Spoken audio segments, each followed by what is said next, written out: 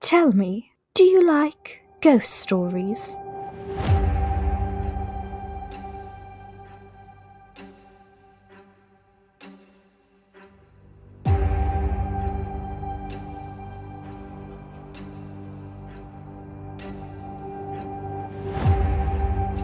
I've been investigating people vanishing mysteriously into the night, never to return. It looks like I've found out where they've been.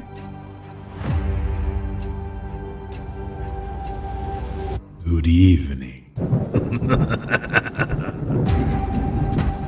I don't like this place. The air feels heavier. Did you hear that? What do you mean he's watching?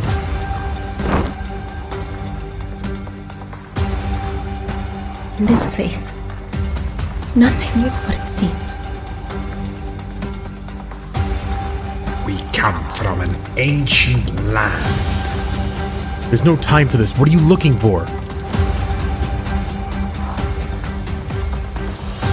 This place has taken my father and my mother. It will not have me.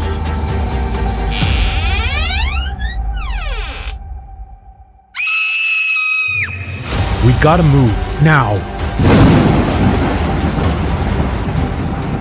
Oh, I do love a good mystery.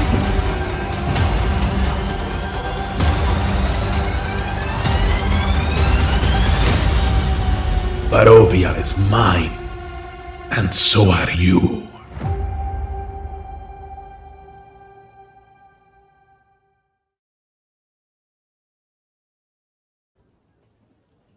And we're started. Alrighty. So, welcome to the Gilded Shot Glass, because this isn't the Gilded Flask just yet. I'm your DM for the evening, and the three of you are being welcomed into the Rainbow Tavern. Rainbow Lantern Tavern. I'm already messing up. This is great. So this is a busy tavern that's sort of a one-stop shop for all types in Neverwinter. It's a huge, bustling bar. There's people just sort of wandering around everywhere, just trying to find a place to squeeze in. It's sort of later in the evening time, so a lot of people are after kind of piling in for their evening drinks, maybe some food. Bar staff are sort of zipping around. You can only really see them expertly weaving their way through the crowd because they've got these very brightly coloured patchwork uniforms that match the lantern colours on the different tables as well as centering around the stage. On the stage, there is a comedian performing. He's not doing too great.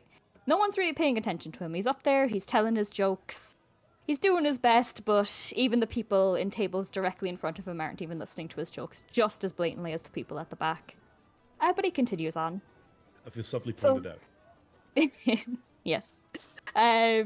So you guys are sat around a very big table packed full of recruits to the Order of the Silverstar Circle. You had sort of spent the day watching them patrolling, watching them train, seeing how they handle situations, because you're sort of looking for potential there. You're looking for the next sort of generation of Silverstars. And there's a particularly senior member with you as well. And you're just sort of playing babysitter now in the bar after all of your work is done. You listen with mild contempt as one of the underlings starts holding court and talking about a fight that had broken out yesterday night that he had very, bravely taken down himself. So could each of you describe to me your character and what they're doing at this very moment? Ladies first, so Papa, if you will. I can already tell I'm gonna love this. Oh, it's gonna be great. So hi, my name is Barry, not Papa. Oh, you're always Papa. I'm right. I know. Yeah, you're Papa. right. I'm Papa. I'm Barry. I'm also Dr. Daskalu now. So hi, I'm Barry. And my character is called Dr. Ivar Daskalu. He joined the order because reasons, and he's currently sitting at the table being angry about two things. One, that his cup of ale is almost empty, and the fact that they didn't sit at the green table. Just didn't match the vibe. Marissa? All right, my name is Marissa, and I will be playing Casariel. She is a beautiful priestess, as you would expect a priestess of Saloon to be, but very serious. And right now she's not paying any attention to the new recruit. She's actually just casually scanning the room. She's noting the exits, she's noting who's there. Does anyone look shifty? What weapons does anyone have on? She's like just kind of clocking the entire room, just casually. And Daniel? John.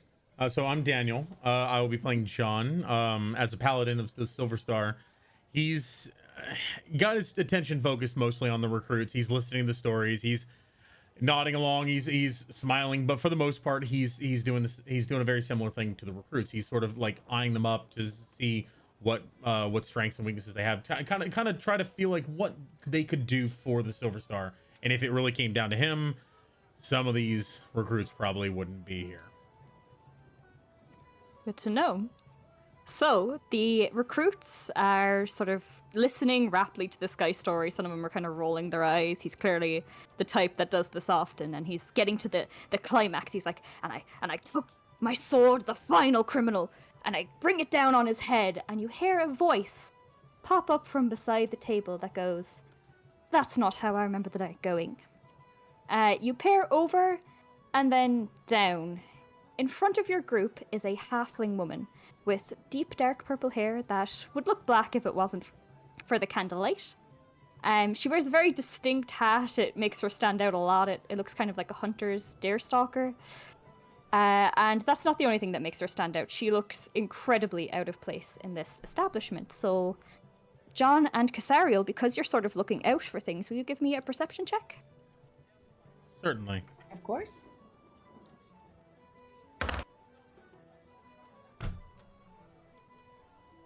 14. 6. John? He's paying attention to this story and sort of like chuckling at the foolhardy, nature of this person speaking. Yes, and so John sort of looks and the voice pops up and you're just completely focused on this weird woman that's just decided to pop into their conversation. You, however, Casariel, see not only her, but beyond her. You kind of see that eyes keep shifting towards her. There seems to be whispers kind of following along as people start pointing out that she's there. And as you're looking kind of closer at her, you can notice that she's not even armed. She doesn't look particularly well put together, but still her clothes look expensive. She has a holster at her side, but it holds a magnifying glass, which isn't a weapon, but it would probably hurt anyway if you got a hit with that. And even then, with that particular perception check, you see just a bit beyond to a table across the way that sort of all were very shadily sort of hoods up, talking to each other. You had been eyeing them up all night because they looked like bad news. They all sort of start, noticing she's there, pointing at her, and they all just get up and leave. They just leave the tavern, and a lot of people swarm towards that table to try and get it instead. So was it one of the tables in particular, or just one of them? Just one just behind you guys. It was near enough to the stage, but, it was shady looking bunch. But they just left. They saw her and they... So the recruit, very upset at having his story interrupted, sort of turns an evil eye down at the small person and starts sort of going, "How would you know, huh?" Oh my god, I'm nervous now. I'm sorry. Oh, you're fine. It's great. It's been a while. Yeah. It's been a while since I've DM'd. So, yeah, she sort of puts her arms up at the table now that she has a bit of an audience. She says, "Well, I don't remember that being how the night went. I was actually tailing that group that you found, and valiantly fought. They weren't some common criminal gang, as if you're describing it." She's like, "They were cultists. And if you hadn't gotten in my way, I might have been able to get more information than what I got. But no, you went running off to the Neverwinter Guard, pissing your pants.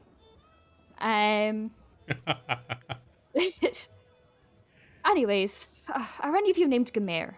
she says. Kind of looking around. Well, now my attention is fully on the table because I am completely amused. And I'm not laughing, but I'm giving one of those like, Does John know who Kinnear is? Because he's going to look straight at them if she mentions the name. John has no clue who Gamera is. Okay. Yeah. Because like if they were one of the recruits, like he would have just given it like, hey, what's up? Yeah. Yeah. So one of the recruits goes, Glare. Oh no, that's no. Wrong person. She goes, oh, okay. Well, if you see him, will you tell him Carla Lilacard is looking for him, please? And she sort of goes to move away from the table. Now, John and Casariel roll me history checks. Pissing your pants. It's hilarious. 5. What was this child doing at our table? I rolled 4 twice, so that's a 5 as well. 5 as well. Okay. I hate this guy. That's so funny. Okay, so yeah, neither of you kind of know who she is. You, Marissa, you get like a vague idea that you've heard her name before, but you hear a lot of names sort of cycle through on sort of people that have been mentioned that could maybe help you find your mother, or might be criminals, or might be good or bad people. So that's sort of the thing. But she sort of starts to move away before a young woman. Oh wait, shit, sorry. Okay, what am I doing? I'm sorry. Can I take a moment? No, you're fine. Take a like, moment. so Yeah, take a moment. I don't know why I'm so nervous. No, this is fine. This is great. Okay. I'm still not showing what's visible. We're fully in the RP scene. I kind of like that for anyone listening to be envisioning this mentally. Okay. You're doing a very good job of painting a picture, I gotta say. It's been so long, and I don't know how to do this online. Okay, sorry. I'm going to be like this for the first bit until I kind of ease into it. worries. It's out of character. What would Carla do? WWKD. What would Carla do? What would Great, Carla great Start question. running away. Okay. Yes. So, as she's sort of starting to leave the table, a young woman rushes up, and she's like, Miss Lilacott, please. Oh my goodness. And this woman appears before you, if you can see her. She Yeah, I can see her. yeah. She sort of like leans down at the table and she starts sort of like puffing, and she looks at Carla and she's like, they took my treasure. Oh, Carla, I tracked them as far as I could, and they took treasure and they ran off with them, and she's still panicking, and Carla sort of like looks at her and she's like, oh, Helia, what? Okay, so Helia looks up and sort of looks around at sort of the audience that's there, and she's like, oh thank god you have people to help you. You're the Order of the Silver Circle, right? The very, I love Saloon. She then kind of turns back to Carol and she's like, I was tracking them just outside the city bounds as you asked me to. And me and Treasure were there, and Treasure went ahead of me because, the robot thing just sort of gets a little, frustrating to deal with. Excuse me. In the rain. Yeah? Yes? I'm sorry. Is Treasure, when you said you lost your treasure, I assumed you misplaced a trinket or something. Is this a creature, a friend, a family member? What is this? Oh, Treasure is this wonderful automaton that Miss Carla's co-worker made for me, and he's so wonderful, and he's so good, and he's such a helpful robot, and in return I sometimes help out Carla, and we happened to be at the city bounds last night trying to find the cultists you were looking for, and of course you guys are helping, which I'm so glad for, because I don't think you would have been able to deal with these guys. They were serious business. They were really strong, and Treasure started walking off all on his own because the rain sort of messed with all of his bits, and they took him. And I've been so panicked. I've been trying to find you. You're going to go get him, right? Please tell me you're going to go get him. Dustin just turns to the side to his toad familiar that is sitting next to him on the table, and he just tickles him under his chin and is like, "And this is why you are a toad and not something else. Yeah, nobody takes you away." Carla's sort of automaton. I'm just gonna kind of like whisper to John. Did she say automaton? Yes, it's something. Who cares? I care.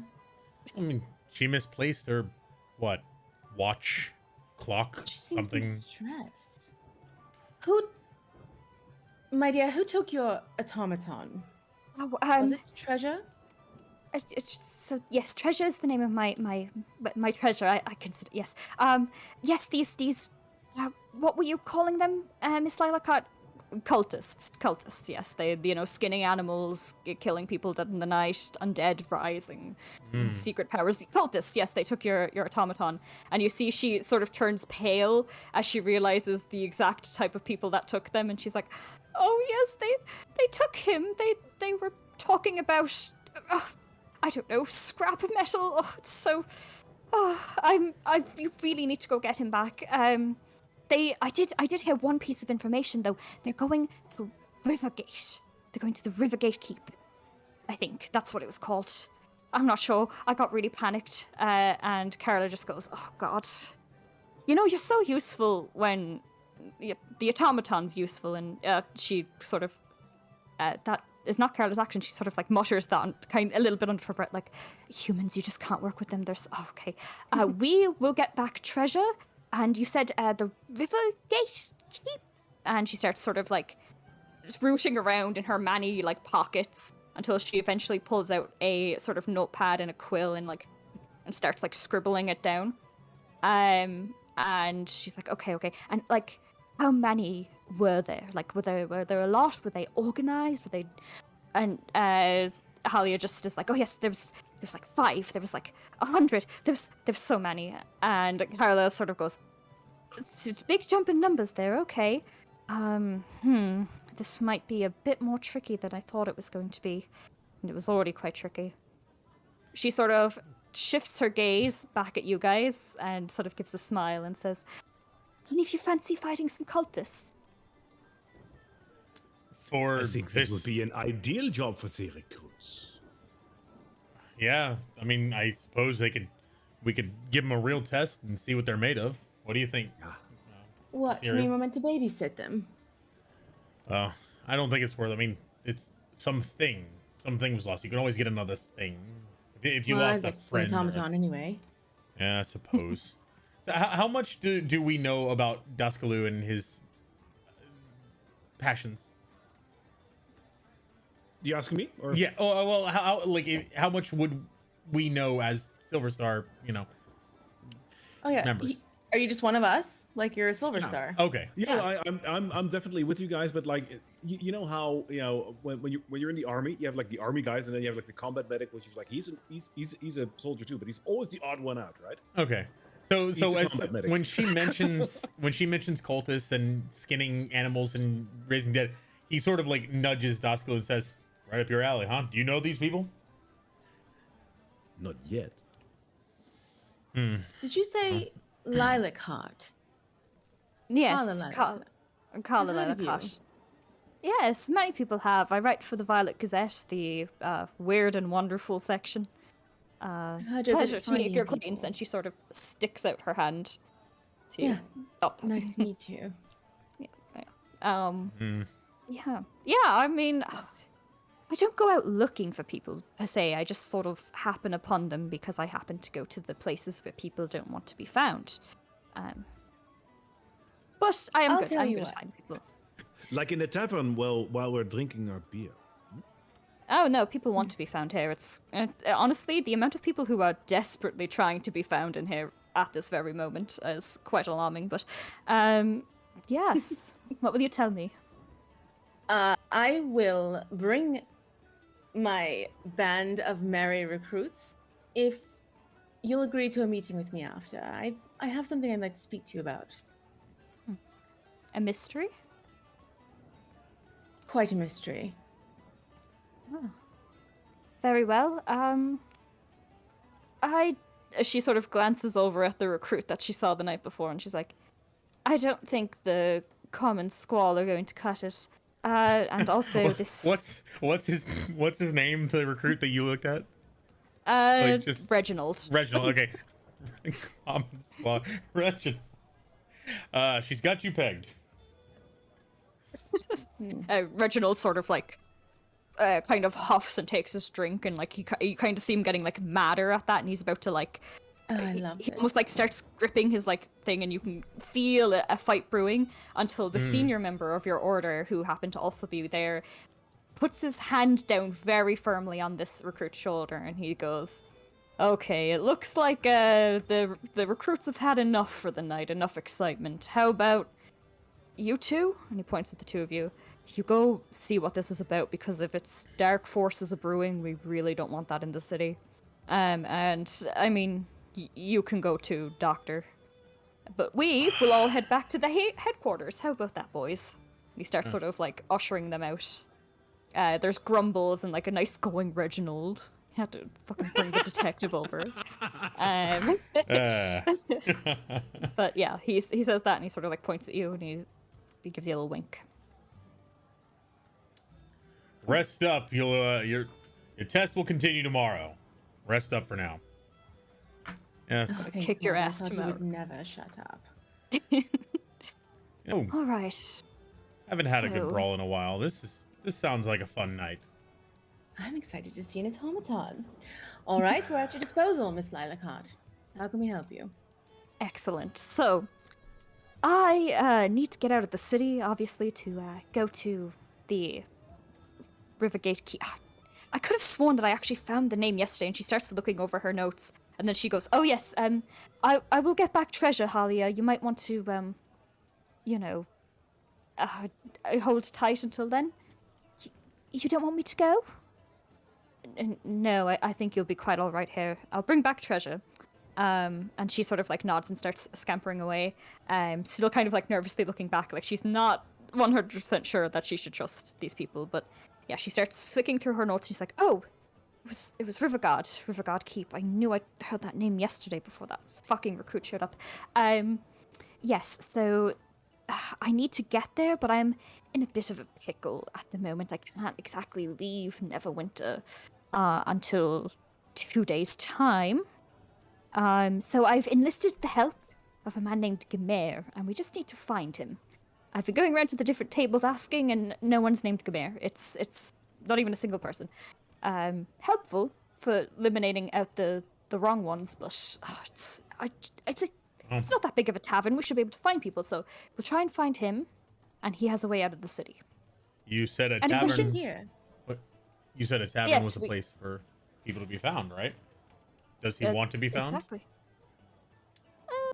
I mean, he didn't particularly seem happy to be found when I sent him the letter about getting me out of here, but he owes me, so yes. We'll try to find him. So keep an eye out for a man who's in his early human years. What's that for you, like 50? Yes? Or no? Okay. I'm not too sure. I don't know anything about human timelines. But yes, he's early, very young. He's a rich person, so he probably is dressed well. Keep an eye out, okay? We're going to go around to the different tables and do a little bit of work to try and get there. Any questions? Are you sure you don't want to just go up onto the stage and push that comic aside and ask if he's here?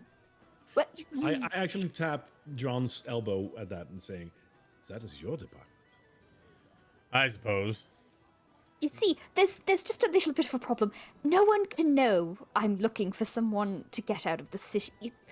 And she sort of sighs and she's like, Does it matter if I'm looking for somebody? And we don't.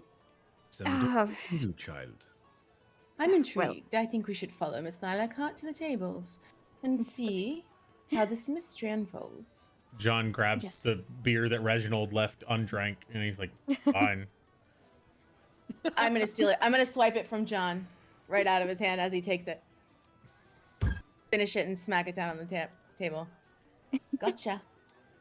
Cool. You win this round. Get it? I suppose Round.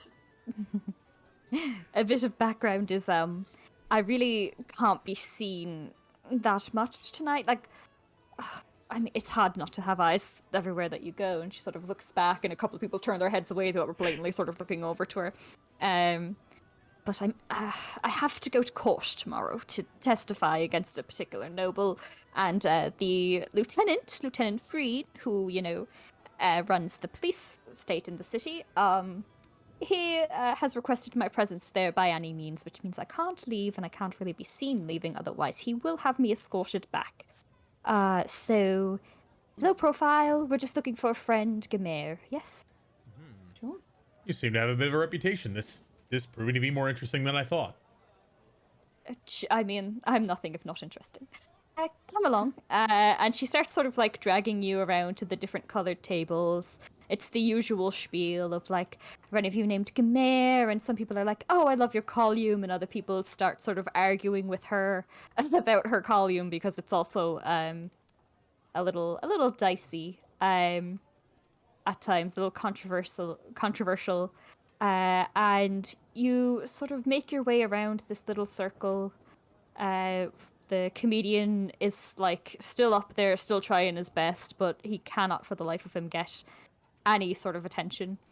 And eventually you come upon sort of this area, more secluded, more quiet area. There seems to be deeper conversations going on. And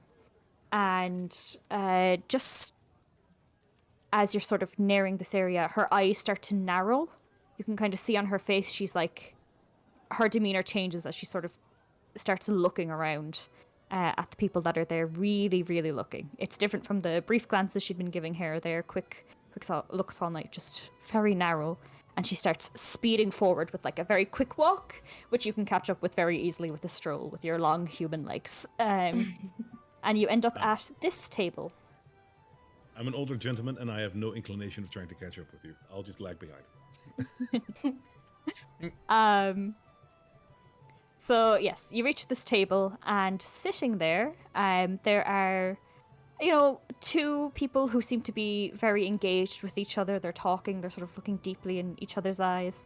And the third person is sort of drinking off to the side. He doesn't really look like he's a part of their little whatever is going on there. And in front of you is this ginger man who has long, flowing, like red hair, green eyes. He's very young, not at all in his 50s like Carla made an estimate of. Is it a little bit large on your screen? Yes. Okay. Okay.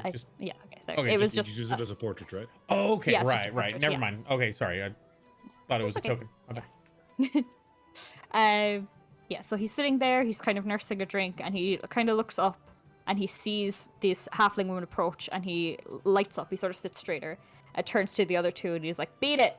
Get out of here! Go on! Go! Go! Go! The two of them look in disgust, but like swipe up their drinks and start flurrying away. He reaches down, he's like, Carla? Come here, I presume. And he's like, it's me. So, you need a way out of the city, huh? Yes, and you have a way to provide that? And he starts sort of like swirling his cup, and he's like, have you found any information about my sister?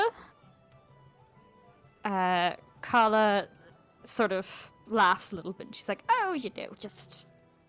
No, she's pretty well hidden for as far as I can see. But when I get back, I will do a full-blown investigation, I absolutely promise. He looks up and down at her, but sort of sighs and he goes, I suppose you're my best shot. All right. Riverguard Keep, right? Yes. And we have company.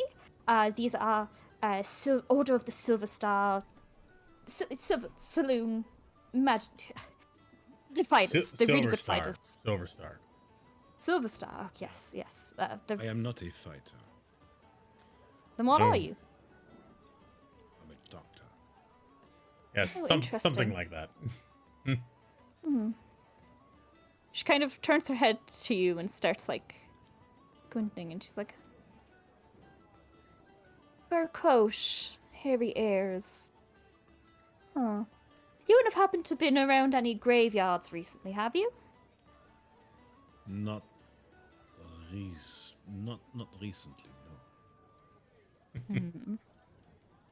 She sort of pens sort of something again in her notebook, and then she flips it closed and sticks it into her pocket. All right, well, no time like the present. We need to get there and get out. We have to find the cultists, kill them. Oh, yes, there's also another thing. She sort of starts recalling her missions again. the whole reason I'm looking for them is not like, general good of the city, though that is a very good bonus. I'm looking for them because they happen to have taken a certain person. His name is Haynes. He is a wizarding student. He has been developing this really amazing elixir that my co-worker Allium is looking into. It's yes, it's something about ascending to a higher level of yourself. It's quite fascinating. I'm quite interested to see its properties, but more so my co-worker is. So I agreed to look for him because we scheduled an interview and then he didn't show up to the interview, and then we asked around about him. Apparently he had gone missing. So when I followed the trail, I found the cultists, and that's why we're here. We're going to find this man, try to bring him back, and hopefully stop whatever doomsday bullshit that they're trying to pull, because that's always the way with cults, isn't it? This is All going right. to become interesting. Yes, so so if you see a man who generally looks like he's mostly sane, he's probably not a cultist, and we can take him back with us. Hey. Okay. So someone actually was kidnapped, not just some automaton thing. Some person was actually kidnapped. As far as we know, I mean, there was signs of struggle, no sort of note or anything left. He did invent something quite brilliant, so half of the people that had looked into it thought that it was simply him running off with his idea to go make his fortune, but I mean, when you look at his track record, he wasn't actually the brightest of lads. He just happened to have a knack for potion making. I don't think he would have thought to patent it or anything like that, so my guess is that he got kidnapped, and from what I found afterwards with the cult, inklings, I found a lot of signs, a lot of dead things, a lot of undead things along the way of trying to track him down. And that's the main reason I'm trying to find them. But, end of the world, stopping all that's also a noble cause, I suppose. And you see sort of out of the corner of your eye, just Gamir looks fascinated at this woman that's in front of him, but also like mildly terrified at the possibility of working for her and what she's going to do. So he sort of rises and he's like, all right, so we got to get you out of here to go stop the cult. So I talked to the barkeep. They've given me a room at the side over here. We'll all go in there, okay? And he starts ushering you towards this direction. And if I go here and I do that, and look, it's gone. Amazing. I'm sorry. Yeah, you all sort of come into this. Sorry, what? I don't know what's going on, but for some reason, everybody's images have frozen except for Papa, except for Barry, on the screen. So I'm trying to figure that out, but I'm looking very concerned, and everyone else is talking. Okay. Oh no. Like, have we frozen as people? Oh, no, Or no, is no. it the In tokens? Discord, you guys are fine. Everything on the screen is fine. It's just in OBS, for some reason, Barry's only one moving. moving? Everybody else is not. Yeah, that's. Oh. I'm gonna. Will we stop and start the recording so we can just cut this and put it in? It's not. I'd have to fully turn off OBS and turn it back on. I don't want to. Do you want us to leave the I'm gonna thing and then pause. come back? I'm gonna pause the recording. Yeah, And we're back. Sorry about that. it's why we had apples. Hey. It was the ghosts. The ghosts got it. Okay. The cultists. Yeah, so he ushers you into a side room. You all sort of pack in. It's getting a little cramped with the five of you sort of in here. But he looks around, kind of peeks around the corner just to make sure everything's okay. Closes up the door and then starts sort of like chanting a little bit, and he starts swirling his arms around and moving them. And in front of you, a portal appears. Fascinating. Yes. And it sort of like swirls and the whispers sort of follow around in it. And he sort of gestures for you all to start piling in towards it. Paula lets you all go first. She's like, I'll be right behind you, okay? I just need to make sure that no one is following us. Right. Are you going to go in? Were we allowed to have our weapons in this tavern? Okay, I imagine you mentioned Yeah. she was. So Okay. yeah, you just came off doing sort of like training with the recruits, and Yeah. you just piled on in. Okay. Yeah. Yeah, so he's, looks back at the table, make sure he didn't forget anything. And he looks over at Casariel. He's like, are you sure about this? Do you want to live forever or something? I'd like to. Why Wouldn't that be intend to? boring? Oh. I'm gonna push John in. Fine. and go in right after him. Daskalo will look at Carla and be like, would you go first? Or would you let an No. old man go first? I'll let an old man go first. I have manners. Kind of.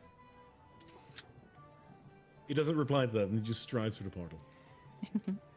Yeah, so she starts taking up the rear, and there. The scene changes, and let's see if I can do this smoothly or not. Okay.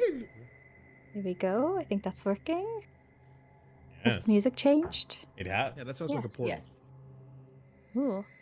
So you sort of step through the portal, and on the other side, you see this keep. It's a really old, crumbled. It looks like it's taken a beating from storms, from attacks, perhaps, and maybe even more sinister forces, and that it's been in disrepair for years. Gamir's portal starts to close, except something stops it. He comes through with you, but you notice that Carla is not with you. It kind of jitters for a moment, and you hear the sound of her going, "Oh, it's... I should have known." And a voice pops up, a voice that you've heard in passing, John and Casariel, but not that often. It's the sound of Lieutenant Freen going, "What, do you think I'm some fucking idiot? I wouldn't have you fucking portal locked. You have a fucking court case tomorrow, Carla. I'm not a fucking idiot, okay?" And she just kind of like you faintly hear her go, "Oh, well, I would consider otherwise," and it closes up, and you're left standing in front of Riverguard Keep. So, I believe in the tavern it was like at the end of the day. Is it still end of the day, or? It's still So- late evening. The sun is low in the sky, and you're all sort of standing out here. Gamir is there with you, and he sort of like looks back at the oh, that's incredibly intense music, sorry. Yeah, he looks back at sort of where the portal closed and panics a little bit, but then it's okay. Listen, first time out of the lands, and things are bound to go wrong. Okay. Where exactly are we? We're at, If you had to show me on a map. we're at Riverguard Keep. We're it's just off the coast, down, the trail from Neverwinter down towards the mountains. Right. It's a little Alright. off of there. So this is where Carla's been tracking these cultists. We didn't think this would happen, but it seems she's stuck over in Neverwinter until tomorrow. You could have put us a little bit further away from the keep so we could get our bearings a little better, but Just as a like, who's here? Because it's us three, and then is It's Gamir. Gamir. okay. Gamir, yeah.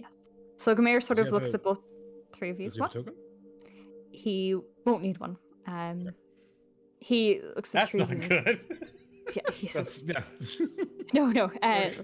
Listen. I did not come in here to fight bullshit that she wanted. I promised her a way here, and I promised her a way back. That's why I'm here. I'm going to set up camp nearby.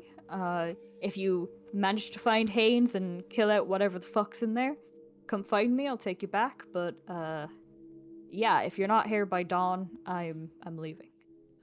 That is all I can offer you. My deal was with Carla, and I do think she would be rather pissed if this didn't get sorted, so...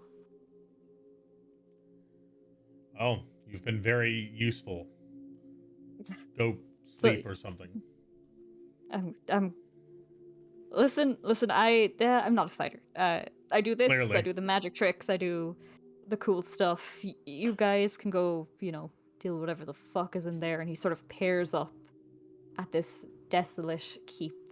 And then starts kind of like trudging backwards with like a good luck. Keep the violet for us. Before It he won't be does long. that, I'm gonna grab him by the sleeve of his arm, and pull him closer and say, "So you think you are not a fighter?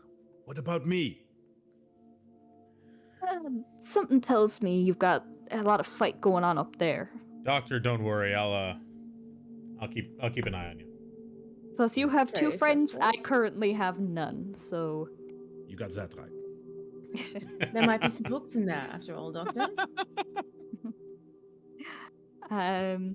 Good, So Doctor. you sort of trudge towards the keep, because I'm just directing you at this point. You trudge towards the keep and you appear at these two wooden oak doors right before the keep, and for all the good that they are as doors, they are rotten and broken, they're withered away, and they're sort of, it's a miracle that they're on their hinges. So from there, what would you like to do? I'm gonna take a look at the actual walls and make sure that there's no movement or anything threatening. Like I'm not super keen on the fact that we were put right at the front doorstep essentially. So I'm gonna make sure that nothing is aiming arrows at us or assess the danger. Give me a perception check. 16. 16. You scan sort of as high as you can up on the keep walls. You peer a little bit over at the side and see sort of the crashing waves. You don't notice any movement. Actually, the place feels eerily still. There's no sounds coming from inside. It just feels like you don't feel safe, but you don't see any immediate threats. I'm gonna. So, this is a keep, right? So that's a large building. Can you describe the doors for me? Like they're rotten and whatnot, but like are these like keep doors with a wooden beam in front of them, or are these just double doors? These are keep doors. They would have had a wooden beam at one point, but it seems like it's been lost. They are on their hinges, kind of closed, but it really does nothing. There's rotted away wood. There's like mold sort of eating up into it. There looks like there's places where it's been bashed. The only thing that's currently weird about it is the fact that it's still standing. Is there a That crack I it's- can look through? There absolutely is. The doctor will totally do that.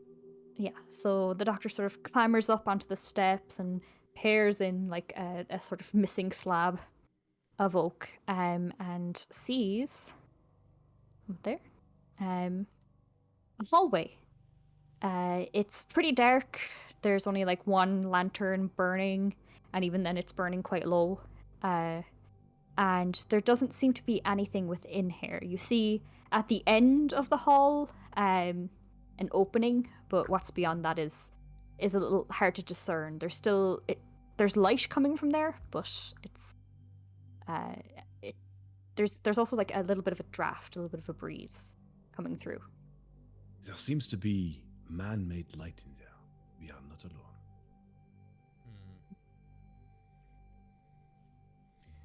I think John's just gonna essentially just walk to the edge and just sort of peer across. He's just trying to get a lay of the land, like, are there any other exits? Are there any other entrances? Kind of deal. I imagine what a soldier would do before going into a structure. Mm-hmm. As you sort of circle around this side, you mostly just see this like very, very high wall. Like you can't see over it. The towers stand at like 2 stories. There's small arrow slits, but there's no movement from there. I mean, some of them look like there's light coming through, but you don't know if it's natural or man-made. They are at like eye height, the slits. The slits aren't at eye height. It's like when you look up and you see them. Yeah. You can kind of faintly see a little bit of like glow here and there, but past that, no movement or nothing kind of gleaming, especially with your 16 perception check. You particularly notice that nothing seems to be expecting anyone to be there. Okay. And nothing's there as far as you can see. He sort of did his rounds and basically comes up to Kasara and was like, this place looks eerily empty. Well, it is a keep after all. I suppose it is meant to keep people out. I'm going to raise my hand, and I'm going to try to use thaumaturgy to open the doors. Hey. You reach out with your Stand back, Doctor. Yeah. reach out with your divine magic, and the doors creak open very easily as the wind sort of brushes through there, and you get a clearer view of sort of the other side, and it looks like it's natural light. It's not man-made light that's shining in, and that's where the draft is coming from. There's a bit of a breeze. It seems to be opening out into an open area. Okay, so it wasn't man-made light what he saw. There was a lantern that was glowing dark, so you weren't wrong. Okay, But okay. the light at the very end was much more natural. You can kind of faintly see the sunlight streaming through. You know, it might be lovely inside. Hmm. Ladies first, I suppose. I'll go ahead and go in. After you. Okay. Dr. Daskal wanted to step in first, and then was like, "Oh yeah." Then It's So referred to as a lady first. John will take up the rear and make sure that nothing gets the doctor. He's going to keep an eye on him, basically. Great. I will squish in between. I would feel very comfortable there. Mm. as you come out that way, you can see as far as there. Casariel makes her way through, and it opens up into sort of an open, grassy area within the keep that has well-worn paths. These paths look old; they don't look newly trodden, like they've been around for a while, and the grass looks very overgrown, like it's been abandoned. In front of you, there is a building that sort of stretches across this yard. There's a double door opening on either side of one half of the building, and you can just faintly see from the other side there is a smaller door leading in to that end of it, sort of in this area. Yeah, I see. We didn't That's see right. that. You didn't see that. I actually Yes, have it off see what I screen, mean. so I didn't see it. Cool. Amazing. Yes, so that is Grass- The grass in the courtyard is just grass. it's just long grass. Long grass. Alright. Yes. So what do you want to do? John's going to have his weapon not necessarily like at the ready and in striking pose, but he's just going to have it in hand. Just follow Casario's lead while keeping an eye on the doctor. I'm going to take Way a too look many behind. doors here. I agree. Take a look behind me at this like column situation to my left there. This guy. Your left. This. Okay. So Yeah. that is one of the towers that you saw from the outside. There is a door just in front of you for that as well. You can't really see it from where the cutout is, but there is a door there leading into that area, into the tower. But from what you can see, nothing off with it, just a closed door.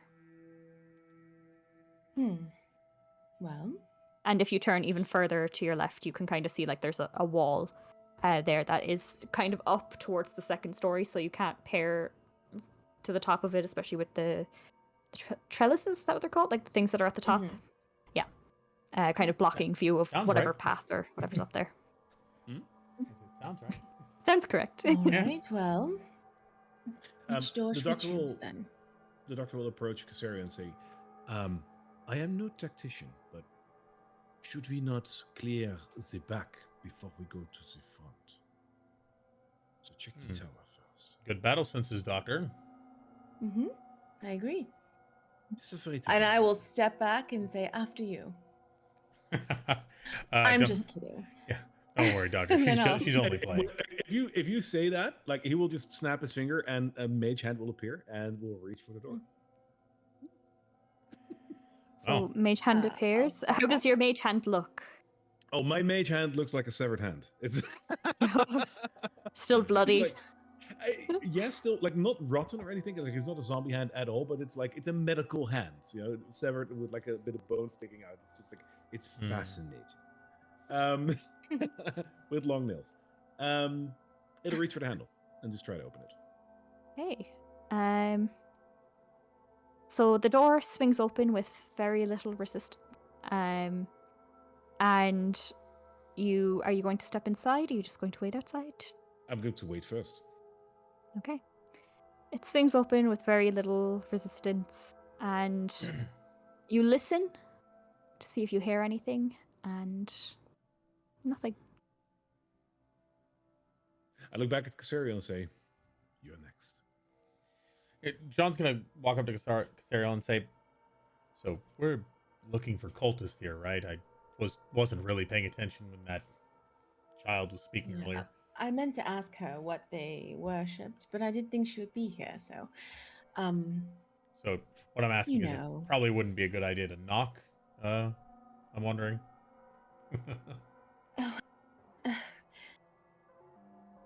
I'll just go in. How about that? Actually, let's flip for it. Do you have a coin? Fine. Mm. Produce the. It has the moon on one side and a sort of black disc on the other, signifying the full moon and the new moon. Like It's a silver coin, right? I don't know if it's silver. But new signifies 11 and up, and full signifies 1 through 10.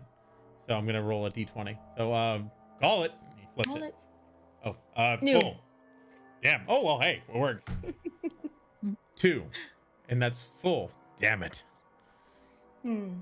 So And a he'll step forward. Keep an eye on the doctor. Then both eyes.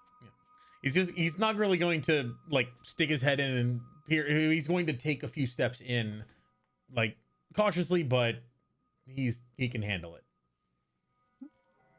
So you enter into this room that sort of looks like it's just hastily been turned into a sort of bedroom area. There's some makeshift cots sort of shoved into the corners, a couple of chests lying around. There's very little like indicators of life in here, which becomes even more apparent as you look towards one of the beds just in front of you, and on there is a human, sort of eyes closed and blood dripping from their chest. They are stone cold, just pale, and as you step into the room, their corpse starts to sort of like twitch, and they start to give out like a groan and like a little like muffle, and they swing up. Pulls up his hammer. And a zombie is before you. Looks like we got a live. Well, not really a live one. We got one. Oh, fun. I'll run. Okay. I'll run to back John up. Definitely. All right. Yep. He knows that Kizaro's got his back, but make sure we keep an eye on the doctor, and he's gonna go ahead and go ahead. Oh yeah. We have to do things. You're right. We have to do things. Sorry, I'm just. He's just gonna go for it. But yeah, okay. Initiative rolls. What? Okay. Before the initiative roll, I will say that John does get one swing in because this person is still waking up. Okay. They clearly look like a zombie, right? You said there's blood coming out of them and stuff like that. They're not just okay. There's blood coming out of them. They don't look like they've been dead for a while. Like, they do look more freshly dead, but the sort of what you've seen of the undead and what you sort of know in general as a paladin, Yeah. who would have studied these forces. You remember my backstory, right? Like yeah. he's not too keen on the undead. Yeah. Yeah. So he's gonna go ahead and wail. I guess that just one attack roll. One attack roll. One if it hit, so it basically counted as what you do when you see this thing sort of start moving. Okay. What your initial gut reaction would be.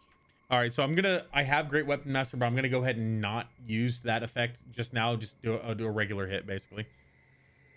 Cool. So give me a roll. All right, I got a 16.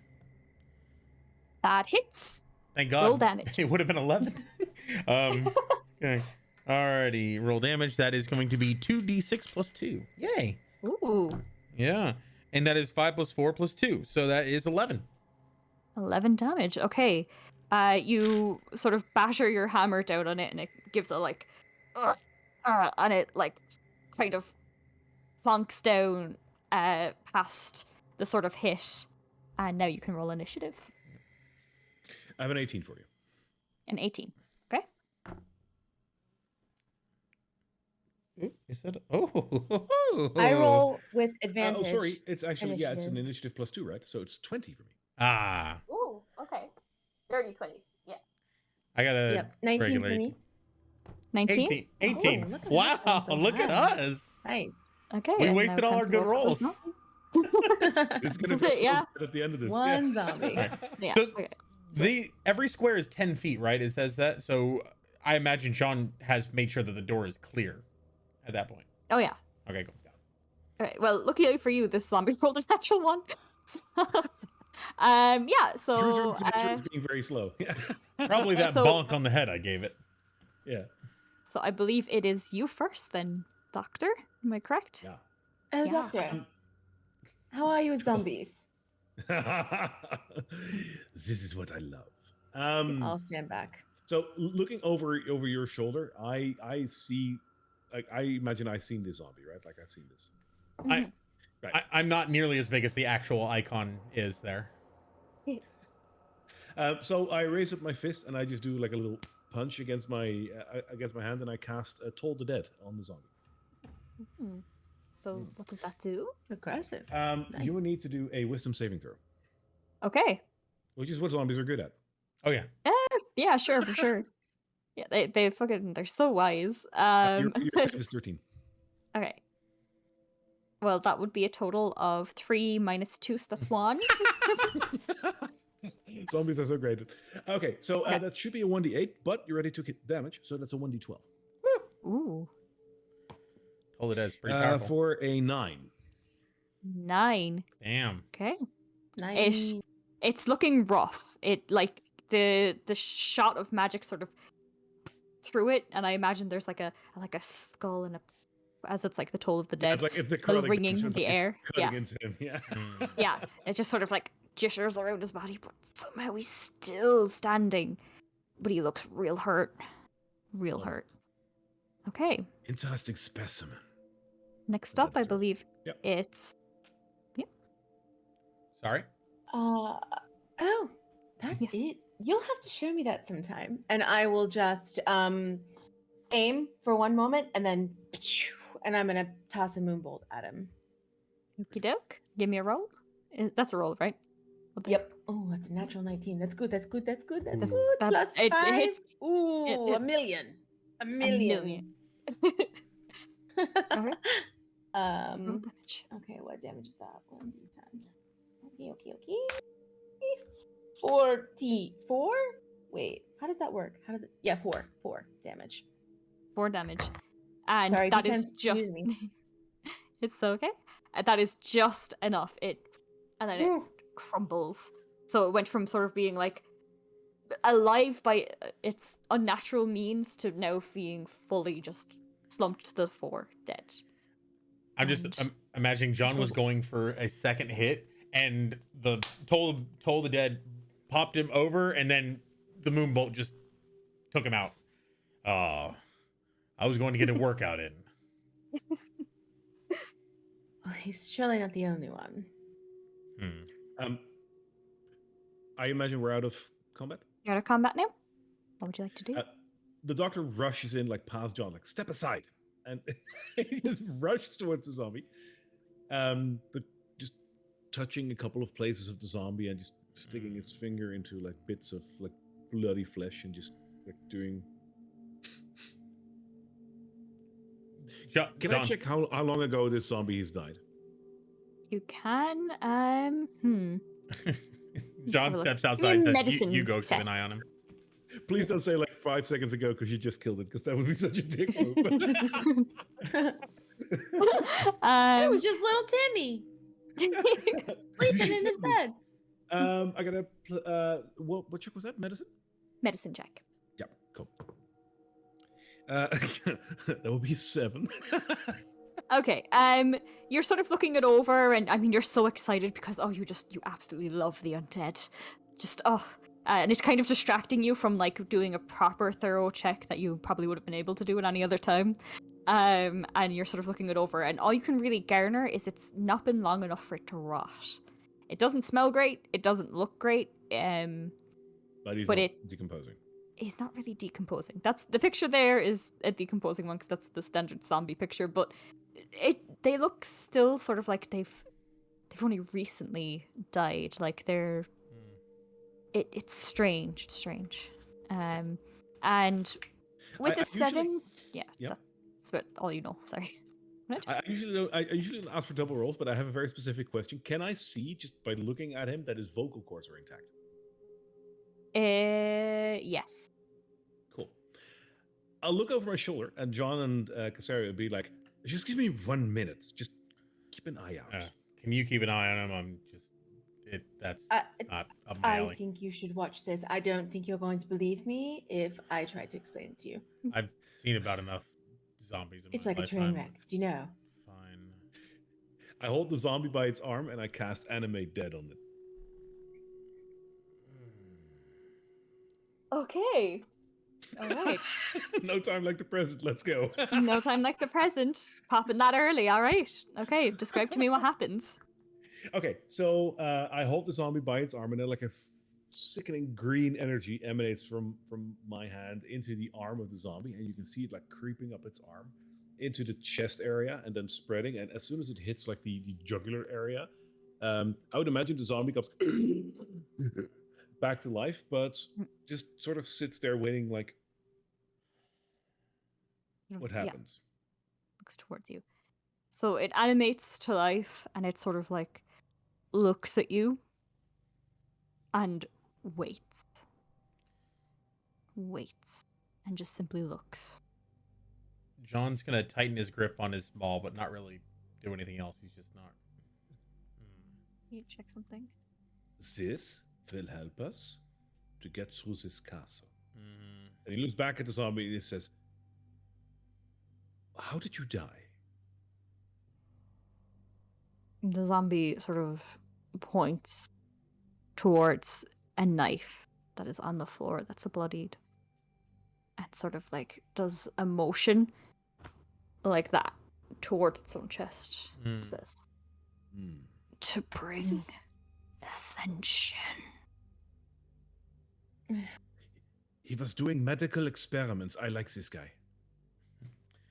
Do you know how when you go to a place it's like farm to table, and you see animals out, and then you have to order something to eat? This is really reminding me of that. Yes, the farm to table with Neverwinter. Okay, note to self: hi Barry, in the future, we need a shirt of this. Oh my god, terrible. Yes. The farm to table. Oh my god. Horrifying. Sariel's farm to table enterprise. And then just an image of a zombie underneath. Well, what is that? I can't remember what it's called, but there's like a mer creature that is essentially like part crab, part person. I can't remember what it's called. Oh my god.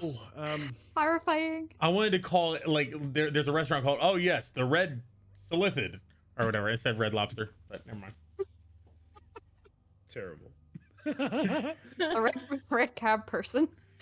Oh god. Delightful. Yes, so now you have an undead that is under your control for 24 hours. Great. Oh, how well do we know the doctor? I maybe should have asked this earlier. He's a Silverstar? Yep. Oof. As far as you know. All right. So my so methods are we've worked with him questionable, before. but yeah. Well, I mean, I don't know. Okay. Did we? We never established this. Did we Yeah, work maybe before? we've seen you around, but we've never worked with you before. And we're like, Right. Yeah, what that's fair. fucked up department is this guy from? you probably like brought someone back who was like the son of a really higher up member, so they let you do your Legacy. experiments, so, like, Shoehorn me into the Silverstar. yeah. Yeah. And so For sure. John is going to be super uncomfortable around this thing, and he's not going to keep his eyes, or he's not going to let his eyes off of it. Fair. Okay. Was I wrong? Would you have believed me if I told you? I probably would have seen it come shambling out the door. No, but Oh, yes, him, the green. Yeah. Doctor, you dabble in some strange science. And so do you. There is no darkness without light. There is no life without death. The zombie I gotta groans. Yeah. Engagement, Doctor. Thank you. Yes, yes. Dark is always followed by the light. Maintain hope and you cannot fail. I've heard it 100 times. Now This is the 101. first time I heard that. Well, All right, that's the Oath of Midnight that he's been like trying to learn. Okay. All right. You will be called Friedrich. Friedrich, come along. John's gonna sort of like peek up the stairs just to like, is it dark up there? Is it what does he see up the stairs? No, he's not actually going up there. He's just sort of looking around the corner. So you sort of look up the stairs and it opens up to basically just a wall from what you can see straight ahead. You can't really make out anything else. It's very dark up there. Okay. Yeah. He's just sort of shrugs his shoulders like, I suppose let's go. Okay. All right. John's gonna put a little distance between himself and the zombie, and he's gonna probably take the lead now at this point. And Dr. take your- Daskula, I You have get to- a guy taking my back, so I'm fine. you get to hang No. on to that zombie. You Sorry. get to move that token where you want. Okay. It's good. All right, so you kind of reappear out into the open area. It hasn't changed. Nothing's kind of moved or So seemed what's up to. here? Further on. Do you want to move further on and see? I just like, is there like an opening courtyard, or is it a wall, or does it continue? So it continues out into openness, and you see another part of the keep rising up. It's not a tower; it looks more like a building shape, from what you can see. But there is stairs leading up onto the wall, sort of on this side of you. How dark is it at this point? The sun is going down. It did not take long to dispatch that zombie, but it's like just sunset. Like, it would be lovely if it weren't for the fact that you were in a creepy fucking keep With a zombie. with the zombie chilling. All right. It's Friedrich. I'm gonna. Don't be rude. Do we have a torch or anything? Sorry, lad. It's going to get rather dark around here. Oh, well, I have this as always. I'll cast light on your weapon. I love it when you do that. All right, I suppose let's go into door number 1, and the door down here. I'm gonna go northward, but starting down here, and I'm going to Okay. push open the door with my hammer. Okay. You push it open and nothing really happens. And he's gonna sort of stride in, holding it out so he can see, and looking around for anything that looks threatening. So you enter this long corridor that has stalls sort of down the end of it. There, some of them have doors, some of them don't. As you kind of peer into the one just in front of you, you see like a hole in the ground that, you know, judging from the smell, you can kind of guess what this thing was used for. The Sacrificial pits. Right next to you, the door is closed here. It's partially off its hinges here. This is open, partially off its hinges, and this... You can just kind of peer around, you can kind of see that it's open. There's no door. I think I found the latrines. And so he just like makes a one up just to make sure that there's nothing in the stalls. Goes up and down here. Okay. Is So this a open? wall over here? Yeah, That's a wall, yes. he's gonna knock open every door with his he's gonna like jab it with the hammer to push it open. Okay. So you come up to the second door here, Mhm. and as you kick it open, a voice sort of screams out, and a bit of fire goes shooting past your shoulder, and there stands the sign of a man, sort of like gasping for breath, hands out, flames erupted in there, and he's like, "Get back, get back! I won't do what you tell me anymore. I won't do it." He has his weapon, but he's going to like raise his hands up in sort of a calming, like, "Oh, calm yourself. Sorry, doctor. We've got a live one." Who are you? Interesting. My name is John. I'm here with several of my friends. looking to. Do you work for the master? Do you work for Master Ilwyn? Sorry, can you talk to this man? We mean you no harm. Please talk to my friend here. I'm going to try to. Heard that before. Well, trust me, if I meant you This harm, it could requires be- a feminine touch, Azaria. We are not with anyone that's here. We are here to find Your armor's someone and help matching. them. That usually means you're part of something. Okay, look. Yes, I'm a priestess of Saloon. And you can see he sort of starts like, oh, Saloon. You guys are from the Silverstars, right? Yes. The Order. He sort of starts slumping in relief, and he goes, "You would not believe what's going on here. It's been awful. I'm Mighty Haynes. Mighty Haynes. I'm with an academy in Yeah, Neverwinter. you're who we're here to find. Carla Lilac sent us. The journalist? Heliala, yeah? Brown-haired girl. I wasn't with paying a attention. pretty big necklace. That's really... thought we'd have them with us. They were talking about you. Yeah. This is precious or treasure? No. The treasure was the little like No, item thing. It wasn't a person. that was someone else. Haynes. Hayes? Yeah, Haynes was kidnapped. Haynes. Well, Yeah, I was. Listen, I was a student at one of the magic academies in Neverwinter. You know the brownstone one, right? That one. I'm making this up on the fly. That's why he's No not. worries, He's yeah. sure of himself. He says, "Yeah, I was the student of the brownstone academy. I was under Master Ilwyn. I just wanted to move forward. I just wanted to get better, but it was so difficult, and I know I've caused all this mess, and All right. we need to get out of here. We need to get out of here. Take a deep breath. You're safe. We'll help you. Yeah. Have No. you seen what's out there? Yes, I don't we've think we're safe. found. Well, Is the seen one zombie in there or thing. not? The zombie is waiting outside, and the doctor Okay. is keeping him like near the door. Like in the back. So listen, do you know, this is why I wanted you to see. This is why I wanted you to see, John, because it's hard to explain. Outside, there is a zombie, but it is a friendly zombie. Good. Listen, It wasn't. Haynes. You, What you is hear that? like a voice a couple like yards away, like a couple of feet away. His name is Friedrich. His name Listen. is Friedrich.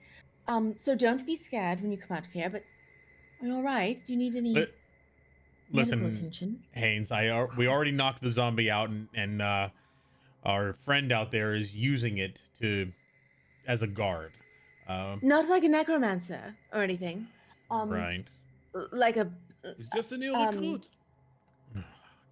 Anyone that plays with the That's dead really isn't hard to exactly explain. We're not fans of it Stellar. either. We'll skip over that for now. Yeah. Right? The But point just is, don't be freaked out by the zombie. Right. the point is, there's a room over there that we've somewhat secured. There's no more zombie in it. If you would like to stay there, you should be safe. If we can barricade the door, and then when we're coming out, we can take you back to town. No, I gotta go with you. I gotta stop Master Ilwyn. I started this mess. I'm here because I was trying to get to the armory to get something to fight with so that I could find him and stop what he's going to do. Are you okay? Are you hurt? I managed to sort of patch myself up the last few days. I'm okay. John's gonna kind of Okay, like start from the beginning. John's gonna kind of like take him by the shoulder and sort of give him a look over just to see if there's anything that is hurt on him. He has a few scratches. He has a few like bruises sort of blossoming, but some of them look new, some of them look old. He's not immediately bleeding out. He could be in better shape, but he's not like hurt HP wise, if that's what you're wondering. So are you okay to fight, or trust us? You don't need to. We can keep you in a safe sort of place. Flickers his hands up and he's like, I can fight, but not alone. Yeah, I don't. You hear the voice in the back from the doctor again. Like, does he have a weapon? That's what I was going to get. There's an armory just up the way. Listen, Yeah. I've been here for for about a week now, I was developing this elixir to sort of enhance your skills, because I can't seem to enhance mine. I keep studying my books, I keep practicing the motions, but I just can't get past like a certain stage of my power, and I developed this elixir. Well, I could, because I'm good at that, and it worked. And I brought it to Master Ilwyn because he was my trainer, and he was so excited about it. I mean, we started making plans to sort of develop it further, to see if we could make it go longer, and it just it was going so well, and I had interviews lined up, and I was being recognized, and then I went to bed one night and I woke up here, and all these people were around me. They were all discussing about a new age coming, more power being pushed in one direction. And they made me work every single day to try and perfect that elixir, because it never worked all the time, and it didn't turn out perfect every time, so I had to just perfect it and perfect it and perfect it, and I got it right, unfortunately. I made feel 6. This is destiny, yeah. We help you. You share maybe some of your notes on the elixir with me. Become my understudy. We can work together, yes. The thing, I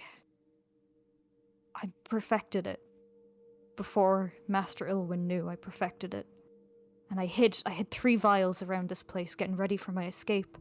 But unfortunately, he got 3 others I made, and as soon as he had them, he modified my memory and burnt all my notes. He's the So only you don't person know who knows they how to are. make them now. I know Oh. where I hid the flasks, as he doesn't know about that, but I don't know how to recreate them. We can find them. We can get them, and then we'll be able to fight him. We'll be able to stop whatever the fuck he's gonna do. The doctor turns around to Friedrich and says, Friedrich gets the knife. The one that he dropped when trying to kill himself. Killing himself. He will get the knife for the doctor, and the doctor will be like, here is the knife. That is a weapon. Will you take it? I know there's better weapons other places here. It is something for now. Yeah. He sort of takes it, and he kind of looks at the zombie a little bit, and you see like a flash of fire in his hand, and he's like, if that thing turns, because I've seen a couple of those things. That thing turns, you know what I'm... Oh, if that thing can't turns, promise I'll I'll be be the first safe. to put it down. And he kind of looks over to John and is reassured. While they're talking, nothing I'm to just fear gonna from kind of like keep an eye on the rest of the courtyard over here. John's gonna go up to the Dr. Doskula and say, I'm not really one for wizardry and such.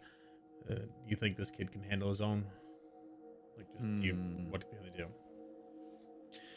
Practicing magic is part of the mind, yeah?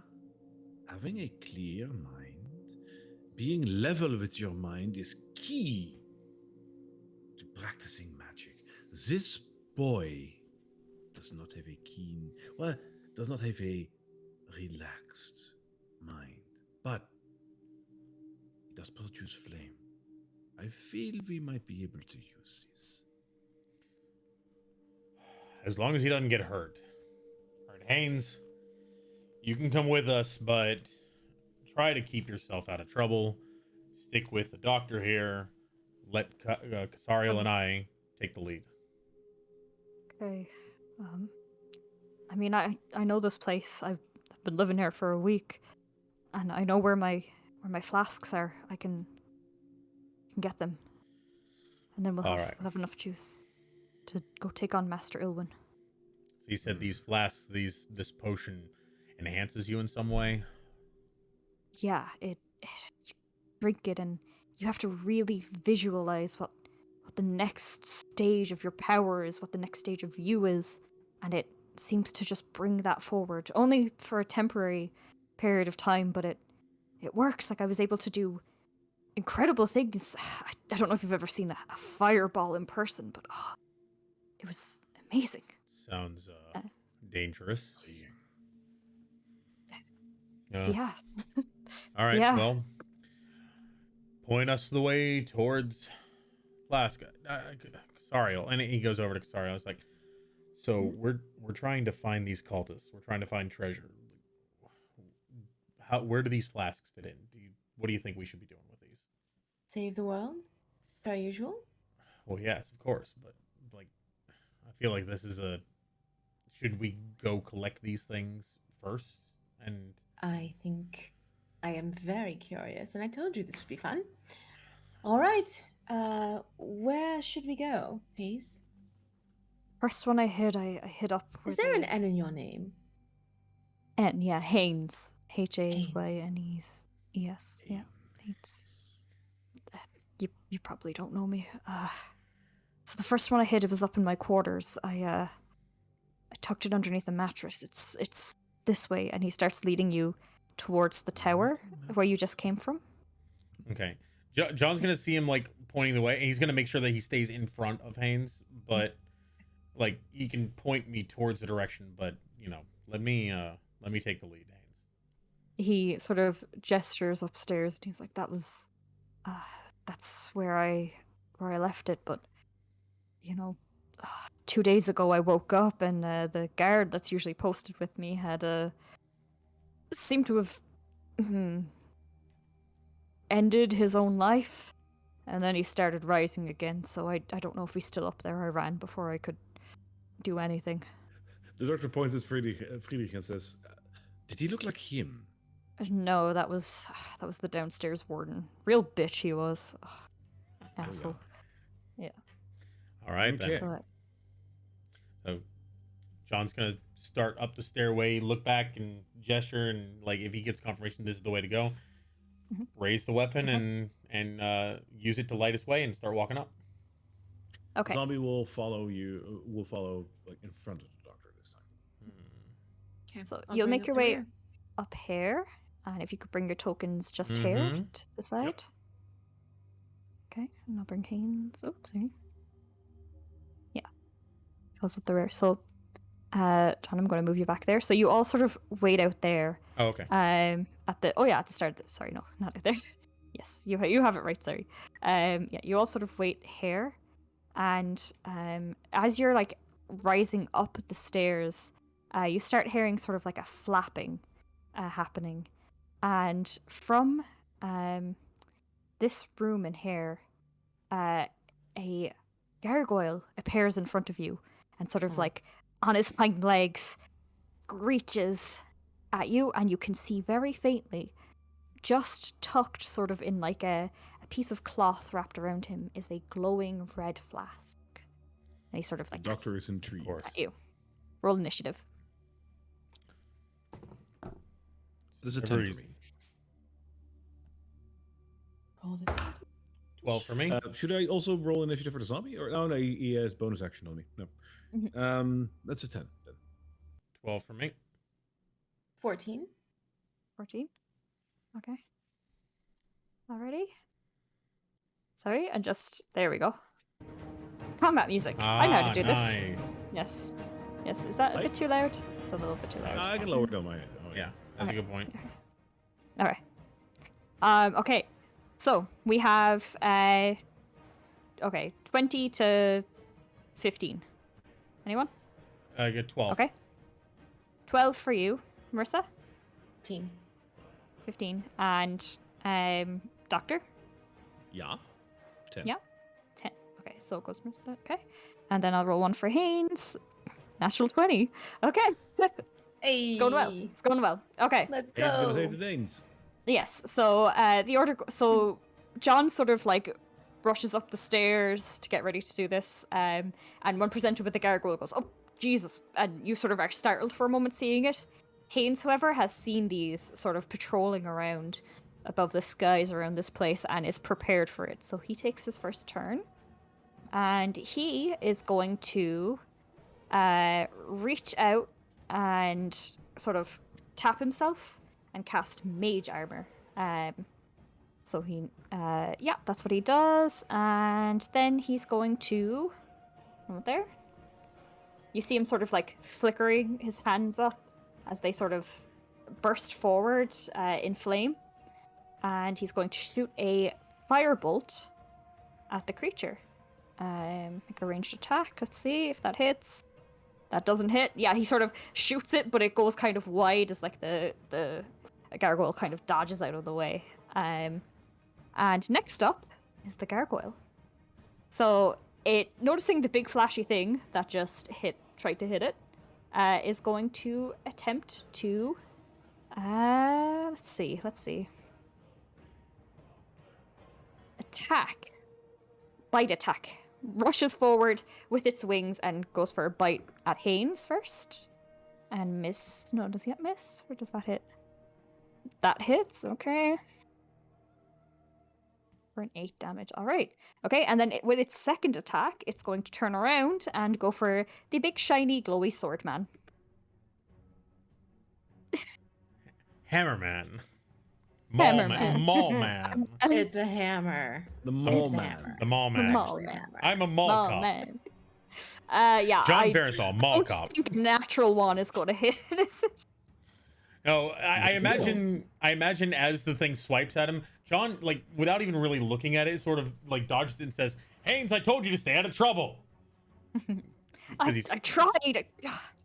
And he kind of like ducks forward back, back. He looks not looking too good, not looking too hot, but yeah. Okay, next up on the list we have Marissa. Did Haynes get hit by the gargoyle? He did, yes. Oh, okay. For whopping All right, 8 I can't damage. see it happening, but I hear it happening with my keen celestial hearing. So I'm going to just boom, boom, and my hands begin to glow, and I'm just readying my moonbolt for when these guys get out of my way so I can hurl it at them. So I'm holding my action.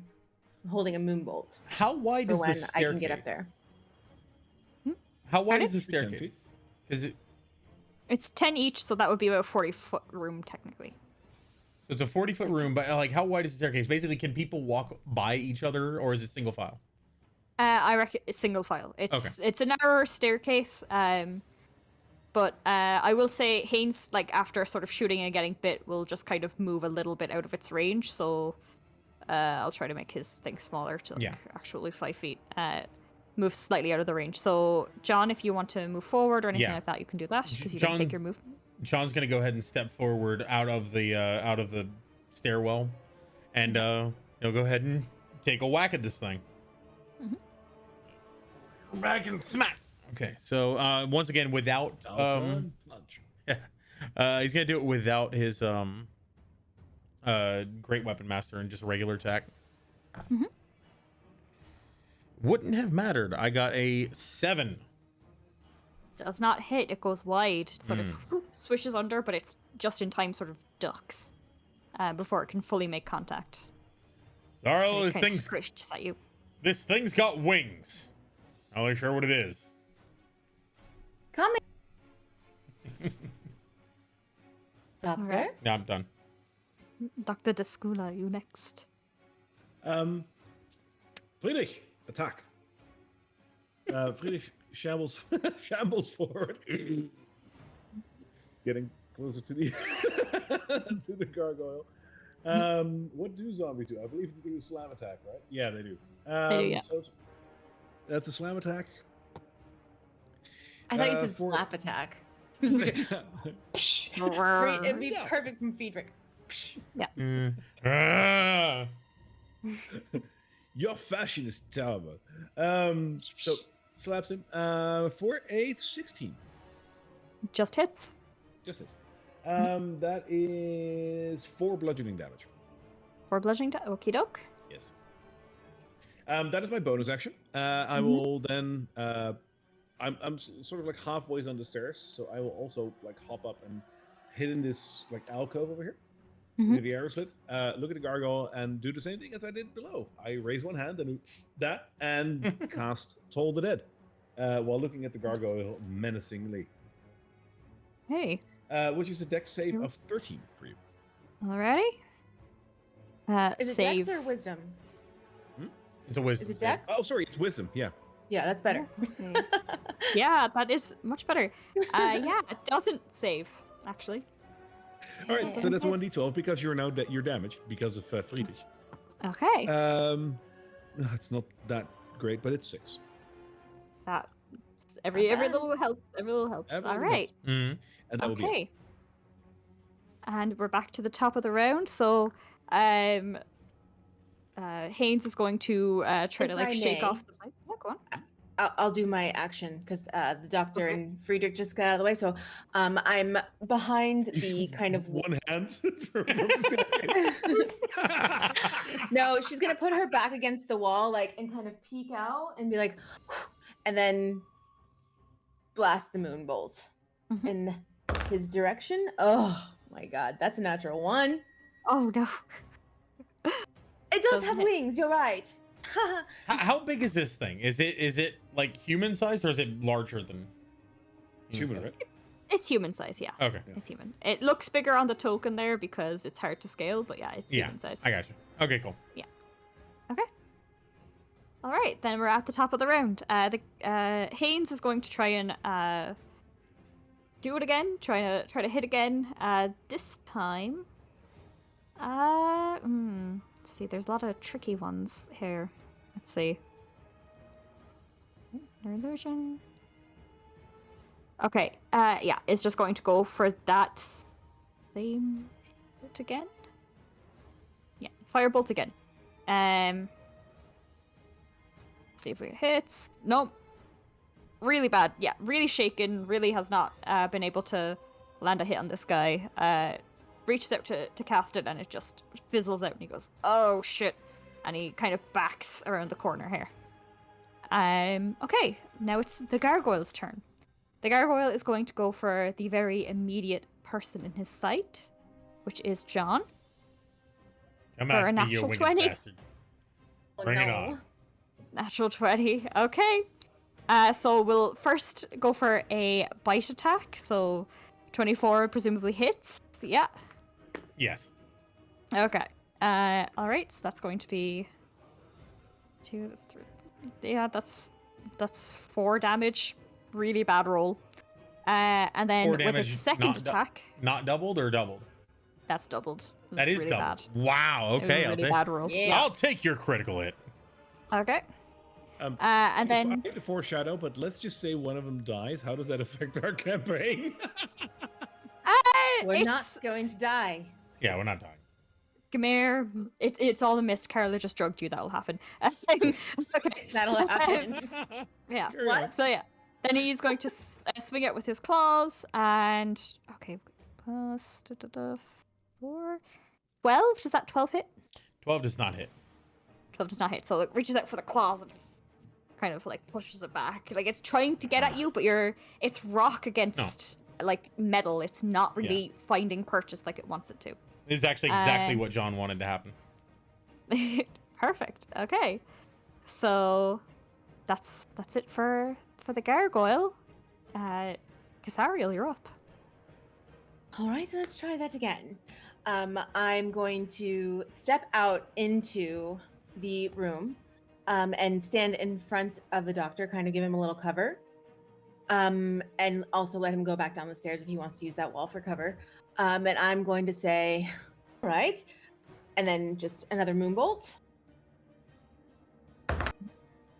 Okay, that is 17 to hit. Hits. Nice. 10 damage. Ooh, brutal. Okay. Big one.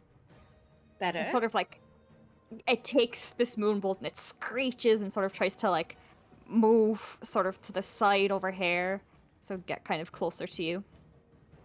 Which it's still within range of the zombie, so it doesn't get an opportunity attack. So, John, I think you're up. So as it starts to move, John basically like takes his hammer and like tries to hook it behind the wings, and I'm gonna try to grapple him. It's like, no, you don't. Come here, and try to Okay. grapple him. Which is opposing strength checks, I believe. I suppose so. Alrighty. All right, Roll so your dice. I got a 14 plus 2, so 16. Dirty 20. Hmm. It breaks for you. Sort of Right. grapple it, but the wings make it really, really awkward. Mm. Right. Yeah, so I tried to Jumps hook out of around the it. back of the wings, but it actually slipped over the wings and just like. So I'll move John a little bit closer because he was essentially getting right behind him. No butter. Okay. He's trying to Next distract up him we away have- from Haynes, basically. Smart. Smart cookie. Then we've got the doctor on deck. Ich tear him apart. And the zombie does another slam attack. No, he does. Well, maybe 14. Let's see. Ooh, yep, that hits. Okay. I forgot that I Um, modified its AC for you guys. Then it does. Good. For 4 bludgeoning damage. 4 bludgeoning damage. That, yep. It'll take it. It'll take it. And the Oh. doctor, following the gargoyle around the room, still has clear eyes on it, and he raises his hand and does that.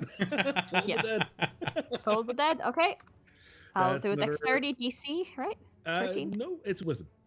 Oh, wisdom. 13. Wisdom. Okay. It just hit 13.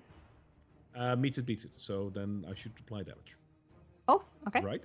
I mean, DM rules, but like I'm not the DM right now. If it meets any of your ones as well, it will be able to apply damage. So I'm going to say yes, you can apply damage here. But do be aware that that's going to stick for the rest of stuff. It's how it should be. But Yeah. I'm not the DM right now. No. That's 8 damage. 8 damage. Okay. It is not looking great. What does It's meets kind of it like- beats it mean? If I roll the number that meets the armor class, I beat it because I'm the guy rolling. Okay, so she Well, I rolled was the one exactly what. rolling. Yeah, she rolled the DC of the And thing, it was so a she saving met it. throw. That means she beats it, right? But it's a save. Right, It's but saving so against she DC. she rolled and it beat. It met the Yeah. DC. It met. Yeah. You're right. You're right. Yep. Okay, I'm going to say you can take the damage here. I'll take the damage for this, and then we'll go with that forward in the future. Yeah? Cool. Cool. Sounds Okay. good. Yes. I might have I'm surprised the party. benevolent. Benevolent. Yes. Okay, so then we are top of the round. Let's see if Hades can hit this time. Natural 1. Idiot. Sort of tries to shoot out like a flame, but it actually just kind of like rips up his arm and sort of like burns all the like hairs on his arm, and he goes, "Fuck, that really hurts." Okay. And he draws his weapon then. Haynes, and stay sort out of stays in the combat. corner. He draws his dagger. He draws his dagger. Benevolently given him to him by the doctor. All right. Marissa is. Oh no, it's the gargoyle's turn. Okay. The gargoyle, having just tussled with John, and taking a surprising amount of damage from this undead thing in front of it, is going to reach out for the undead first with a claw attack. There, let me see how much. A zombie's AC is 8, so that immediately hits. So, Yeah. yeah, it's going to do its claw. So that's going to be. Boop. Oh. Yeah, that's 8 damage to Friedrich. Okay. Um. Do you want me to tally points on him? There, let me see what a zombie's points are again. Oh yeah, 22. okay. 22. Yeah. So 8 for Friedrich, 22. Okay, I'll remember that. Okay. Unless you want to, because you're the one who's going to be losing its spell once it's done. I can write it down. So yeah. Okay. And then it's going to sort of jump just a little bit closer and attempt to bite Marissa. For a dirty 22. That hit? hits. Okay. Okay. Yeah, you know what? You're not too bad. That will be 3 damage to you. All right. And it was a bite. It was a bite, yes. Sort of reached out his jaws and onto you. And like side canine sort of like nicks you, and does that small little bit of damage. So, Marissa, you're up. All right. I'm going to like, and then I'm going to like kind of take one hand and just like hold its face, and with the other one, I'm gonna bam, just like slam a moonbolt into it. Ooh, it. very cool. Okay. Question Roll though, with it. Yeah. would that be a disadvantage? It would be at disadvantage because Okay. it's a ranged. Yeah. Okay. Oh, that's a 3. Oh, we probably can't get worse than that. Okay, so it's an 8. Fortunately, the moonbolt, like, kind of, it's so close that it just almost ricochets straight up towards the ceiling, and it's sort of like little crumbles fall down, and the thing just sort of like and you barely John? manage to pull your hand away before it snaps down onto it. Yeah. All right. Okay, John, seeing her get hit. So is that your turn? Mhm. Okay. Yeah. John sees her get hit and sees what she tries to do, and he immediately just brings his hammer up and he's just gonna bring it straight down on this thing. And that is a 14 plus 4. That's 18. That sure does hit. Okay. Roll your damage. And when she fired her moonbolt, I'm gonna retcon that and have the moonbolt actually hit the hammer, and it's gonna result in a divine smite. Exciting.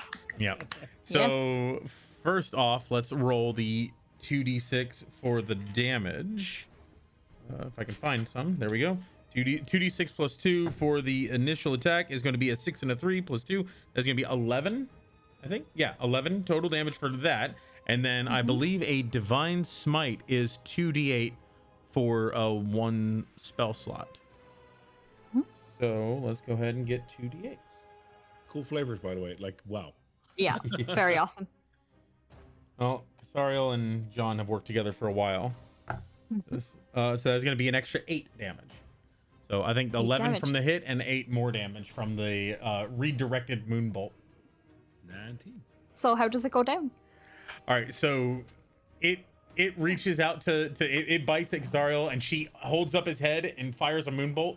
The moonbolt goes past it into John's maul, which comes crashing down on the head and just crushes it.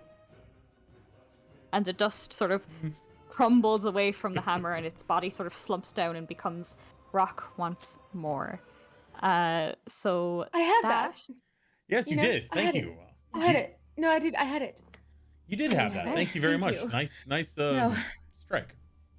Yeah. No, Okay. thanks for that. I'm just gonna wipe the blood off my shoulder, roll it back. Is there like a bit of blood on your arm right now? so suspicious. I So love we have to suspicious. like just make a list of the questions that Doctor asks. The most creepy questions. So, Yeah, amazing. there's some blood on my shoulder for sure. Yeah. Cool. The doctor will like grab your arm and just like twist to show like the puncture side of it, and just look at it. He won't do anything else. Like, Hey, fascinating. what are you doing? She needs Ah. treatment. I'm all right. She's fine. I'm heartier than I look. She's fine. Trust me. Like how are you? You're not like bloodied or anything. I imagine you only took the several points. It looks like I got bit by something. Okay. Yeah, it's 4 like a points. So. puncher. Yeah. So we've Yeah. we've had worse, Doctor. We've had worse. Haynes is going to sort of like scramble forward as the thing flops to the floor and like pulls out the flask and sort of holds it aloft sort of triumphantly. Mm-hmm. And in front of you, you see, let's see if this will pop up. You see this, a gilded flask. This red swirling liquid. hey! Beautiful. That flask Wow. is a masterpiece. Right, which you know what? You can Giant find out so much flask. more about it at the Gilded Flask. Wow. Check out the Gilded Flask on the internet. And on the- Huh. That exists there, yes. Yes, so this swirling red flask sort of like continues to bubble even though it's not being heated or anything, and he sort of holds it aloft triumphantly, and he's like, oh thank God, and kind of presses it close, and he's like, okay, so I'm not a fighter. I think we could say I'm not a fighter. So one of you can drink this, and you'll reach your next state, but it only lasts for an hour, so I save it for Master Ilwyn. Save it for when we get to him, because I don't know what he's going to pull out. And you now have in your sort of party group the Gilded Flask, which is a flask that when you drink it, you will have 5 minutes of reflection to really picture like your next self, your next state of being, what your next powers would be, and then you would take another level for temporarily for an hour. Cool. Wow. Okay. Yeah, it is entirely homebrewed, entirely just so that you guys can get a feel for your A next level up levels. potion. That is Basically. awesome. Yeah, so you will have we have 3 of these, and I mean one person can take all 3, or like I don't know, the 3 of you can all take one, or I don't know, just yeah. The doctor's greedy hand immediately reaches forward, and he's like, That is something I would need to study. This is never seeing the light of day outside of this. If we don't use this to take down Master Ilwood, I'm destroying them all. This has caused more trouble than it's worth. Scrolled in on this guy's token, and he is far too buff to be a scientist. May I just say? So Yeah, now, Ashy muscles. Sariel thinks he's a little It looks suspicious. great. What can I say? I mean, like, I didn't spend my days studying, but I did, get some lifts. I mean, is that how many abs is that? Like 16? What do we got? What are we working with here? Million. Yeah, he's working with a lot, He's washing his got a lot washboard going on his. He's washing a washboard on his washboard abs. Yeah. Uh, Doctor, if you want. Perhaps this missive of the potions, you should still become my understudy. Fascinating, Antonio. Feel free, What Doctor. about the potion? I'm done being studied. I'm done studying. I'm done being studied. I'm done. Yeah. What about the potion? Good call, Haynes. Thanks. Feel free, Doctor. You take the first one. We'll figure out what happens later. The doctor greedily puts it in like a back pocket. Haynes is sort of looking with like mild regret, kind of seeing you take it, but gotta trust him. He locks eyes with Hein and be like, "I will use it when it is needed. I will trust you." Okay. Is there an item I can add, or is it just like when applied at a level? When applied at a level? You will. Whenever any of you do this, we will take 5 minutes out of game so that you can look over and really pick. Yeah, we'll all do it at the same time. That way it'll. Yes. Okay. That'll be very interesting. So. Okay. All right. There's. John's gonna peek into the next room. Is it a closed room with no other exits? Yeah, it is a. Okay. There's a hole in the ceiling where you presume the gargoyle sort of swooped in, sort of showing light. But past that, there's a couple of slits of like windows out. It seems to be where the gates within the front would have been lifted and closed again, but those gates have been long destroyed. Okay. Yeah. Also, as a quick pointer, and looking at the time, should we take a break? Yep. Let's take a break. All right. I'm gonna go ahead and change to the pause scene. We'll see y'all in a little bit.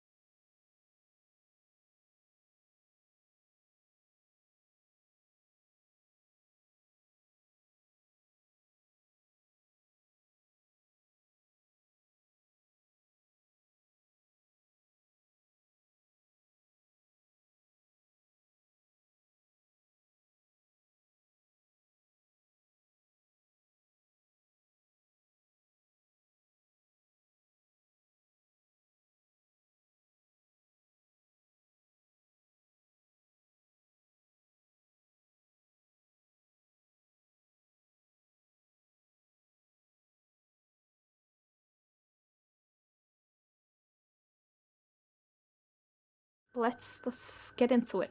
And So we're back. you clear out this area. Dr.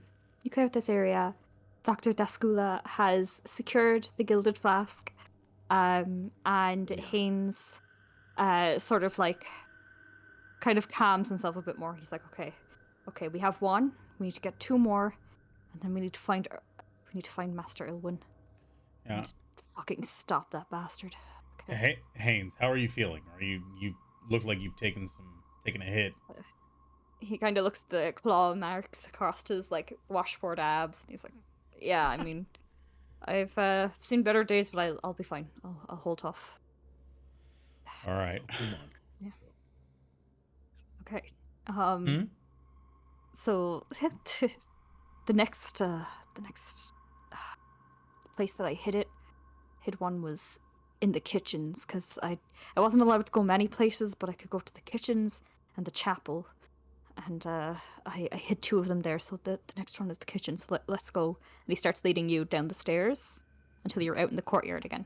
All right. Yeah. Can I make myself smaller? Yeah, somehow? here, I'm gonna do it. There we Oh, go. got it. Yeah. There she is. Teeny tiny Okay. little- I'm sorry, I'm just such a tiny little thing. No, you're good. No, Mentioned- each one of these squares is 10 feet by 10 feet, so we're actually much smaller than what we see here. Yeah, it would be around there, but it just didn't look great zoomed out, Yeah. which is why I put you so high. I left it at 3 feet. It's fine. Yes. You So mentioned a chapel. What's Yeah. it dedicated to? I don't know. They didn't resurrect, like, this place is an abandoned keep, and it's been abandoned for years. It's where pirates mostly stop to, take rest before they head out again. And there have been a couple battles here when, fighting pirate groups sort of try to take this coast, but Could be past that, soon.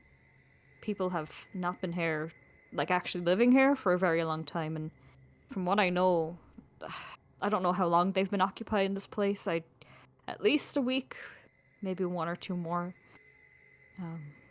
I couldn't get much information out of them. I was just kind of forced to stay in my room and work on these potions. But And we as you're certainly doing know this, how long they will occupy it. No longer than that's today. true.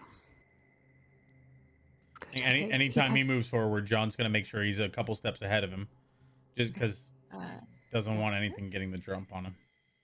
He sort of points to this room that's back here, this door, and he's like, "There's like weapons in there that we could take."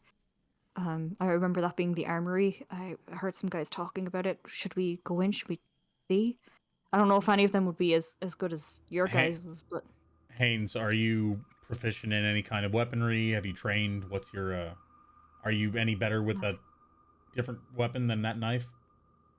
I'm surprised. I'm not too bad with a longbow. I haven't been doing this magic thing for long, and I really only kind of took it up because I didn't know what else to do. But I used to be a fighter, like a proper fighter. Forgotten a lot of it, but I know how to shoot. Or Does would you that feel sound more? like a credible story to the doctor? Do an insight check. Cool.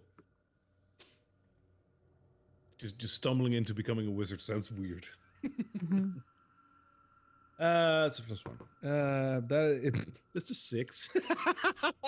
I mean, you've heard weirder stories. Let's be real. I produce weirder stories. Yeah. That's 100. That's valid. Yeah. No, that's Yeah. that's absolutely Oh. valid. I can corroborate that notion. Yeah. So you'd feel I more. will say. Uh-huh. Oh, sorry. Just for you, Papa, you are proficient in magic. You have been studying it for a very long time because you're very, very old. And We're this still guy, talking about my character, right? yeah, your character. Sure, we'll go with that. No, Jade. your character has been studying magic for a very long time, and he has looking at this guy sort of casting. You see how much it doesn't hit. A lot of the stuff that he seems to be doing seems to be the stuff that comes very naturally to people, especially because he doesn't seem all the way human. Fire doesn't quite, work that way, even with people who are very proficient at casting with it. He seems to have a proficiency for it. So a lot of the stuff he seems to be doing seems to be coming more at will than Naturally. any of the any of the actual like proper spell casting that you see and that you do. No, like Noted.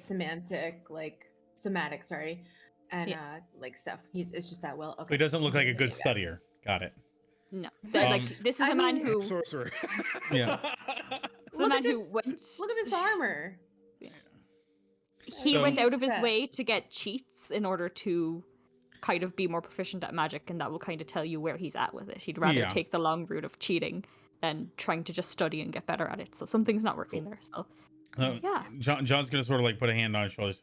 So are you more comfortable with a bow than you are with your fire? Yeah, I'd be less of a nuisance to you guys if I had just a Alright. bow. All right. Well, I think we should check the. Hey, Casario, we should probably check the armor. I'll I'm just knock. gonna like, yeah, I'm just gonna. Do you hear anything? Like, do a little like. Hear anything in there? You hear nothing. I'll You knock. Open the door. No, hey, I Uh-huh. kick open the door. Kick open the door, and it's just an armory. Nothing's kind of in there. You do notice that a lot of the weapons in there seem to be sort of like the typical stuff you'd kind of find on the streets. A lot of stuff that you would find when you're fighting like criminal gangs. Not the most high grade stuff, not the most well crafted stuff. Very much slap bang. This'll kill someone, I guess. You know. But you do see a little longbow at the side of a wall that he quickly snatches up, and he grabs a couple of bolts, and he starts sort of like looking around for like a holster, finds one, puts them in, and yeah, if any of you want to do an investigation check, you can. If any of you if you just want to head out, you have no interest in here, that's also very valid. The doctor has no interest in weapons. Haynes, what's on the other side of this door? I think this was the sleeping quarters of some of the guys. Oh, well, there you go. Oh, it definitely was. That was an accident. No, it's Yeah. fine. John knocks the door down again. Bam! Oh, I was gonna Yeah, say, John yeah. like gently pushes it, but it like sort of completely swings in because Dong. there's been a lot of like heavy hands kind of pushing this back and forth, kind of grabbing armory and stuff like that. And in front of you, a zombie is sort of ambling, sort of up and down. And when it hears the door open, it sort of cracks its neck fully around, and it just kind of stares there, and, Yep. it goes, "Grrr," and it starts sort of ambling towards you. So roll initiative. before we Oh, brother. I was gonna say before we roll initiative, I'm gonna yell, "Everybody get back! Here, boy!" And he'll start backing out into the courtyard. So that's gonna be my first action. So let's go ahead and do what we're gonna do. Yep, roll initiative. I got a 19 for you. 9. Okay, 9. 18. 18. Okay, the zombie rolled 16. And Haynes rolled spectacularly low. Good for him. Okay, so I believe it is Daniel first. I'm 9. I think you're it's 9. Dr. Daskula. Daskalu. Dr. Daskula, yes. Daskalu. Everybody calls me Dusk. It's Duskalu. Yeah, it looks like Daskalu. Dracula, and I ain't gonna say it right. I I know. know. Dr. Daskulu. Nos, Okay, go on. Nosferasculu.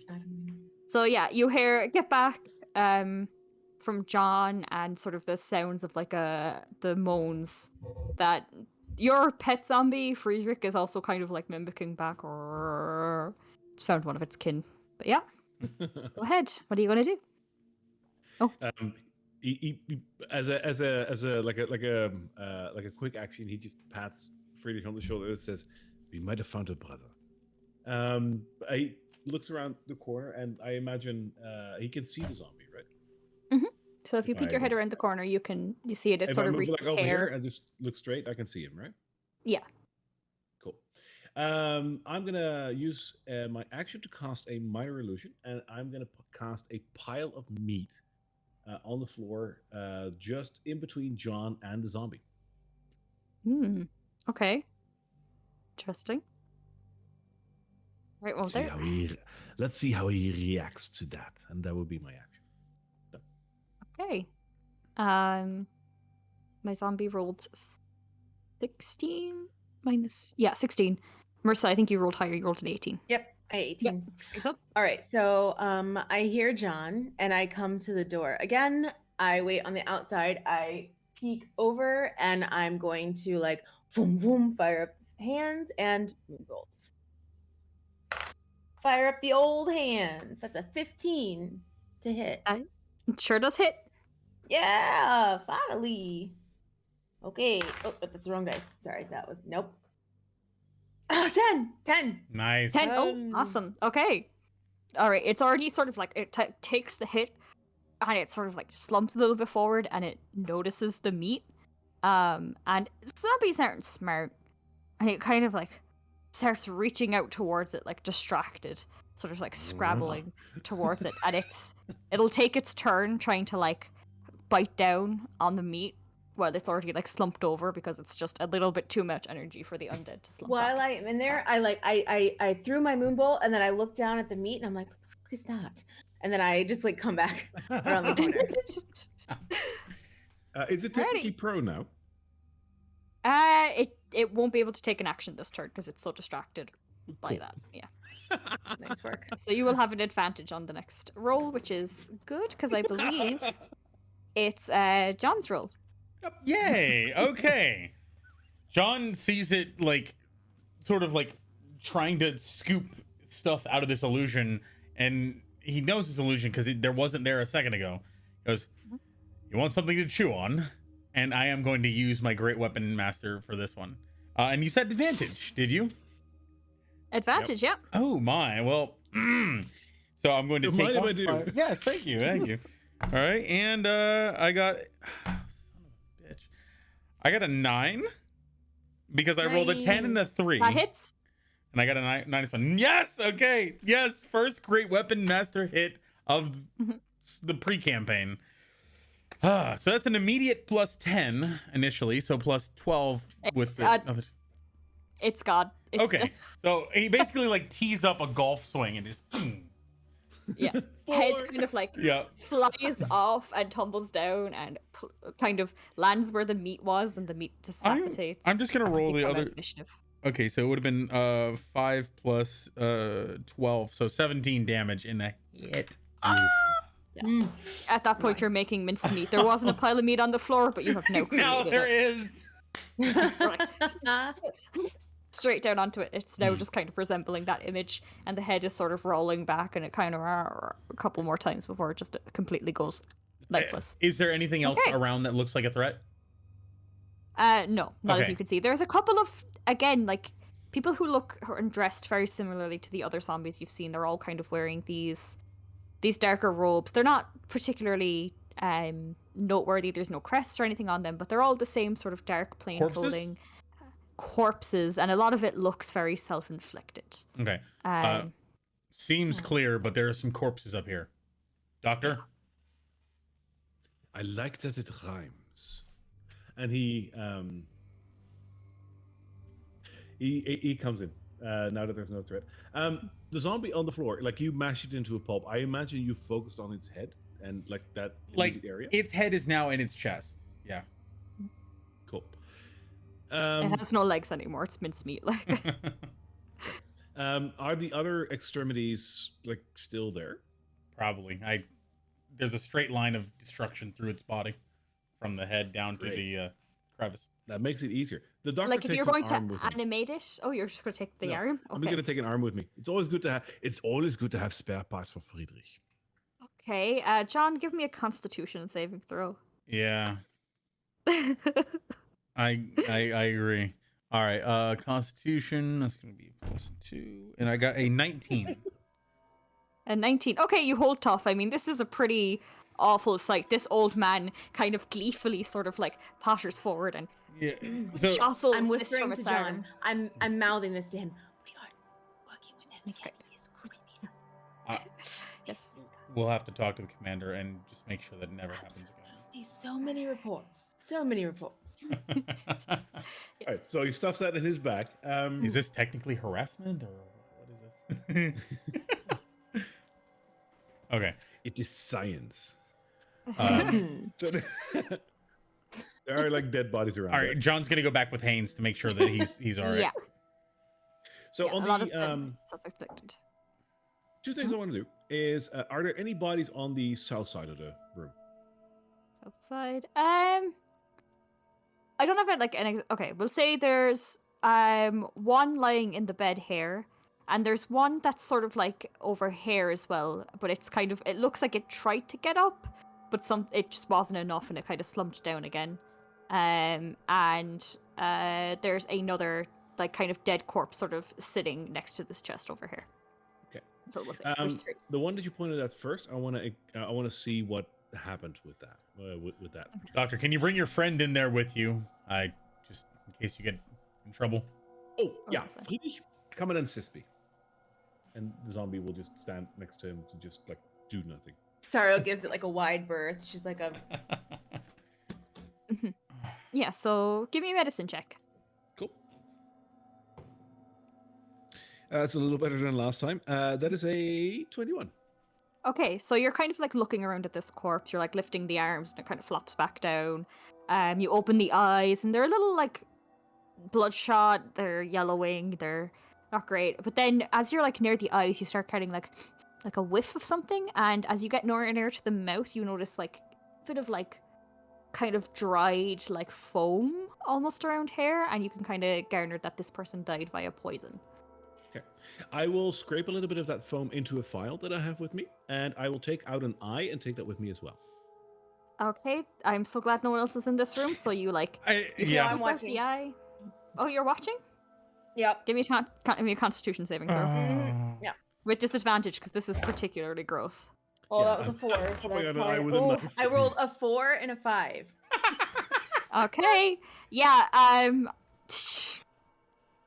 You need to find the nearest thing to throw up into. This is particularly gross.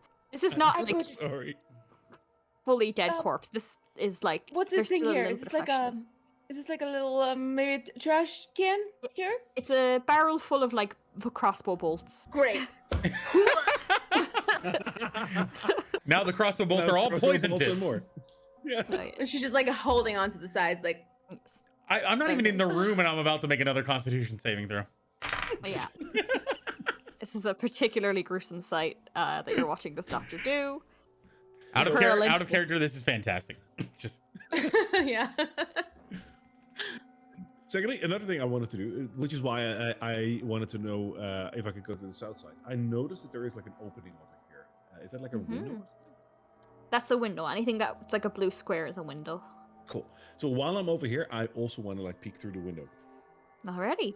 As you peek through the window, you see sort of this open grassy area here. It's very plain, very boring. There doesn't seem to be anything particularly interesting about it. You do see a little bit further over onto this kind of place, and you see that the wall a little bit better, and it's actually going downward.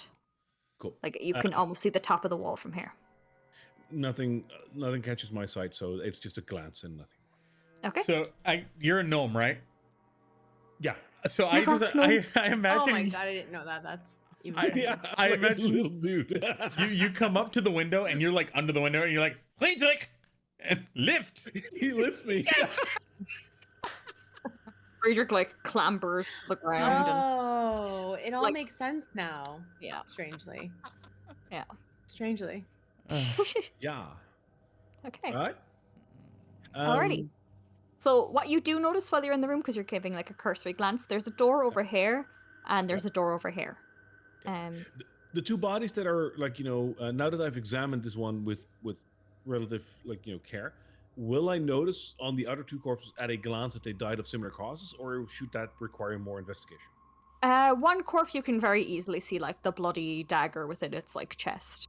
And it's kind of still got its hand on it, which is interesting. Like it seems like it was waiting for when it would rise again. What you can kind of guess is what's happening here is you can see there's sort of it looks like it did this with the expectation that it would eventually take it out. The other corpse, it looks very similar to the poisoned one, very pale, pallor skin. After your 21 medicine check, you can really start to notice the foam around the mouth. But they are both still. There is no, even like you're used to sort of being around dead bodies that are sort of coming to life. You don't feel that with these as you move forward. I report my findings to the rest of the group. So I go back to them and say, It seems they all died of not so natural causes. These are interesting specimens. Do you want to see? And he starts to reach for the file with like Nope. Doctor, we're Nope. Nope. I saw enough the first time. Doctor, your methods are interesting, but I think it's time that we can carry on. Haynes. So Rajua. the oh god, that old man is so creepy. There's the mess hall is up there with the kitchens. That's where I hid the second flask. We should really go. I hid it in like a barrel of apples because it's like red, you know. I go back and check the barrel that I just puked into. Not the barrel of apples, right? No, it's the barrel of crossbows. Great. As Good you stuff. go back to check on that barrel, the doctor is currently examining it because there's Nasty old Nine. man. I'm out. Hey. All right, Haynes, up this way. You said, Yeah, and going north. Yeah, just up this way, and he starts leading you up this way. And just to note, the sun is now below. Yeah, I'm pretty much relying Just on nighttime. on my lit thing now. Thank you, Casario. You have your lit thing, and he's kind of keeping a fire smoldering off one of his hands, so that there's a bit more light there as well. Casaria. Yes, doctor. Did you perchance eat shepherd's pie early on today? I believe that was what was in the mess hall earlier. Yes. Interesting. Carry on. I'm just gonna look at John. Like a, Yeah. Like a last time. So you all sort of make your way here, and you can notice there's steps leading up to a wall up that way. It looks just kind of like something you could look out of, but Haynes is moving this way very, very confidently, kind of walking forward. Again, the courtyard sort of continues. You see that it goes on forward, and you can even start to sort of catch like the faintest glimpse of like ocean this way. Another wall. As we're walking past it, I sort of like grab his shoulder, not in a threatening way, but just sort of like gives attention and gesture to the door that we're passing. It's like, what's in there? I think that's the cleaning room, like where they put all the cleaning stuff. Okay. I don't know. Yeah, I wasn't allowed in. No, just essentially trying to just get a lay of the land kind of deal. But he doesn't really care that much. Looking That's for okay. threats. Yeah. No, nothing interesting from what I can tell. I tried to get as much information, but yeah. And I'm he gonna honor, sort of I'm gonna honor the flavor that Daniel just did. So I'm gonna pretty up, and he just lifts me up. To I love that. you look through the window and see just kind of more stalls. Like they really, yeah. It's more stalls. There's some cleaning supplies over here. You get the vague sense that this is probably a shitter. Probably. I get the fake sense that there's more latrines than people here. That's interesting. Yeah. Like the trains you saw earlier looked very much like they had been the original built ones because they just go straight into the ground. These ones look a little newer. They look a little bit in better shape. Like whoever had come here, made an effort, you know. Okay, so as you reach over this way, Haint is going to walk up this path, and stop here where there is 2 double doors here where the fog is just kind of cutting out. Up this way, you can kind of see a stairway leading up to, again, where the walls sort of are around the place. I'm going to remove the walls because I'm just, like, there's nothing really interesting on those. But yeah, you would have kind of seen them in passing. You get a closer look up, you see them. Cool. Yeah. All right. But yeah, there's a door here, and he starts moving towards this. Okay. Anytime, like, John's gonna stay in front of him. Basically, he's trying to keep Haynes and the doctor in the center of their formation because he doesn't trust their fighting skill. So he says, "In here," and he points to the door, and then he starts. Yeah. He makes for it. He opens it. Okay. So you just opened the door? Yeah. Well, he's gonna look back at Xariel, and they're gonna like basically communicate. You ready? And then they'll open the door. So you open the door, and Wash sort of like oh shoot, I didn't do the frog properly for that. That's fine. So what light that you have, you sort of shine in, and it makes the whole place. It's just dark. It's very difficult to see what is around you. You're relying on this light source, and it gives it a more airy glow. You can see the outline of a mess hall table. It's sparkling clean, like no one has used this. And the last time it was used, it was cleaned thoroughly afterwards. You could eat food off it. Yeah, it's an open space. There seems to be a chair just a little bit that you can see forward from the bench where people would have eaten, with its own separate table that seems to be of status. Now, would you give me a perception check? Sure. Oh, 19 plus 2, so 21. Yes, so you shine this light over and you see it all, but even still, your quick eye catches the sight of a blue, ghostly form that sort of flashes up next to you and lets out like a bellow before kind of reaching out to try and touch you. But with a 19, you see this, and you're able to move away, and I want you all to roll initiative. All right. I know this is a lot of like initiative, but No, it's fine. It's fine. So It's so cool. yeah, as John enters, I'm watching him for his like reaction to the room, and I'm also like gonna, I'm watching back here too, but I do see that, so I roll initiative. Yeah, so just to explain, I'm not go sure. ahead, Pop. Oh, I was just gonna call up my number. So Okay. Go ahead.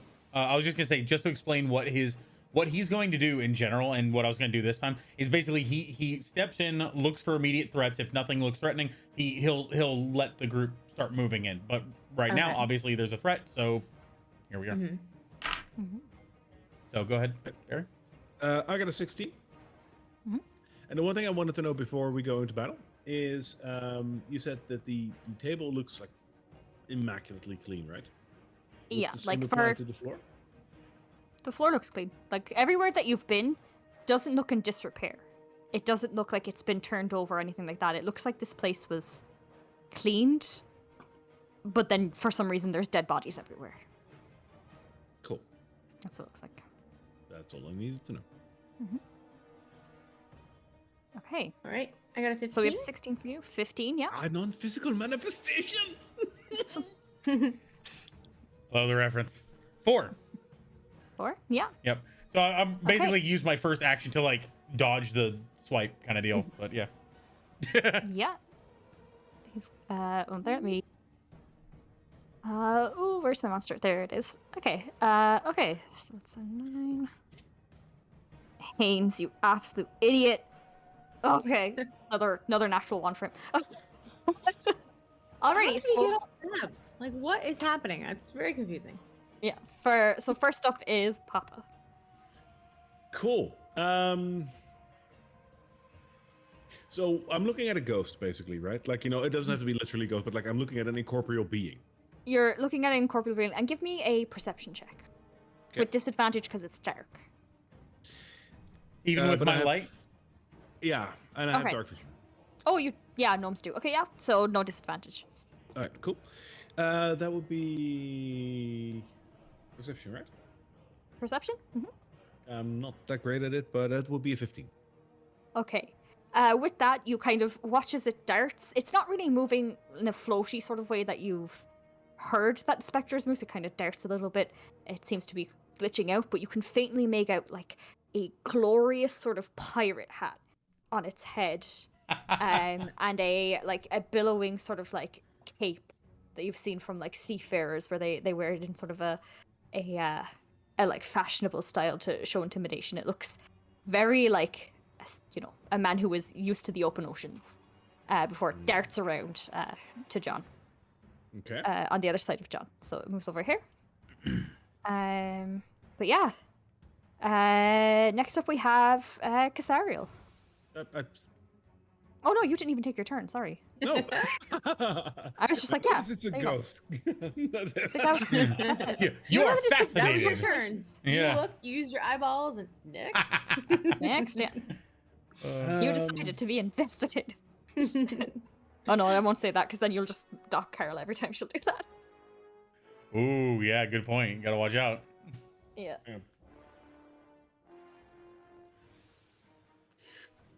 Can I yell at John to duck in my turn? Yes. Cool. I think that's Because like that's interaction. communication. Yeah. That John, will be your turn. duck. He'll sort of look back and then like make way. Cool. And I cast Tasha's Caustic Brew on it. Tasha's caustic. Okay. Yep. That's a save, isn't it? That's a save for 13 on Dex. 13 on Dex. And what damage is it? That depends on if you hit it or not. On Dex. Boo, boo, boo. Or do you mean like damage type? Yeah. That would be poison. Poison. Okay. Yeah. So that is going to be Oh, sorry. Acid. Not poison. Acid. acid. Okay. Yeah. So it doesn't make it. So roll your damage. Okay. That would be a 2d4. Mhm. Yeah, 2d4. So that's a 1 and a 4, so that's a 5. Okay. So that's reduced to 3 because it is immune. Mm-hmm. Okay. Damage 3. Alrighty. And Next up. I look to Oh, yeah. Friedrich and I say, "Get in there." And he squares 10 feet, right? So he can't. He'll be in the doorway. Get to the doorway. Okay. Right up next to John. Mm. Okay. It smells Anything horrible. else? No, that was it. Thank you. Okay. Casariel, it is your go. Okay, I saw John like kind of swoop out of the way, but I didn't see what it was. So I'm going to run kind of here. Again, I'm going to just my hands both begin to glow purple, and I'm just going to begin to grow some like purple energy that starts pulsing in my hands. I can only hold this for a bit, so get the fuck out of my way. And I'll just hold my moonbolt. I'll hold my moonbolt until they Okay. get the fuck out of my way. Alrighty. So John, what did you roll again? I got a 4. Okay, so the specter is up next. It What's sort the fucking of specter? Oh shit. Yep, go ahead. I think it's probably bad. it sort of kind of like whips through John, and I need John to give me Oh no. a dexterity save. All right, a dexterity save. John. John. Let's see. John, I'm really good John, at dexterity John. saves. I got a big old whopping +0 on a 17. Ah! It's enough. So this thing sort of starts to move towards you really, really quickly, and it tries to sort of like encompass you in its body. He's gonna roll and forward. it's- Yeah. Yeah, so you manage to move out of its way. You sort of roll forward underneath it, and as you're rolling underneath it, you sort of catch a whiff of almost like sea air, and it's going to sort of like start to like turn its life around, its head around, and start screeching, but not in the sort of shrill way that the gargoyle did. In a very like it comes deep within its belly, and it yeah, that's all that it can do in terms of attack. I am not As super dexterous. for- That was literally lucky. I'll take it. That was so lucky, yeah. So then as it'll try to move towards the door, but it won't quite get there, and it gets sort of like bounced back over here. So it's right back in front of you. And that's what it's going to do with its movement. So yeah, John. No, John, it's your turn. Okay. So, question: are we okay with me using the Oath of Midnight as my oath in this one? That's your let's oath, give it a right? go. Cool. Yep. All right. Well, in that case, I'm gonna go ahead and as I rolled and came back to my feet, You see the weapon that I'm holding is lit with the light cantrip, but now it like takes on a pure white look to it. I'm going to use Dawnbreaker, my channel divinity. What that does is it's very similar to Devotions, but it says as an action you can imbue. Oh fuck, it's an action. Whatever. I'm gonna use that as an action. As an action, you imbue one weapon that you're holding with hope. You imbue one weapon you're holding with hope using your channel divinity. For 1 minute, you and creatures of your choice within 15 feet of you can add half of your charisma modifier to attack rolls, rounded down with a minimum bonus of +1. And because I only have 3, it's going to be +1. The weapon also emits a bright light, 20-foot radius, dim light, 20 foot more. If the weapon is not already magical, it becomes magical for the duration. And yeah, as long as I'm holding the weapon and am not unconscious, this will work for 1 minute. Okay, So- cool. What's So- gonna be fucking unholy about this is that Friedrich is probably gonna like take advantage of your bonus. Well, yeah. This is gonna be a zombie that's gonna exert like extra radiant damage. Well, it's Holy not, shit. yeah, that's a good point. But so yeah, within 15 feet of me, so it's not going to be everybody, but I imagine Kazariel That's- knows of this technique. So he's basically going to stand there and like hold it up and just ward the rest of the group behind him. Cool. Very cool. Not a lightsaber, but kind of a lightsaber. I just watched all of Star Wars, like in order. Love Just it. watched it all. All right, Ugh. go for Is it. that your turn? Do you want That to do is anything else? I don't think I have any bonus action. Let me check real quick. Actions. Do I have any bonus actions? I do have bonus actions. Spell. Great weapon. Nope. I don't have anything other than the that action that I just took. Okay. Anyway, I'm so sorry to pause this right here, but I will forget if I don't ask. Have you guys been to World's End? Like, you guys haven't been to Disney, right? Have you been, Daniel? I have not. I totally have. What do you mean? World's End? I've never been.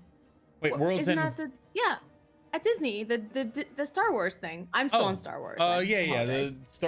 They have the Star Wars. We zone should go there in when you guys Hollywood. come. We should go there when we get Yes, together. That's definitely. That's all I'm saying.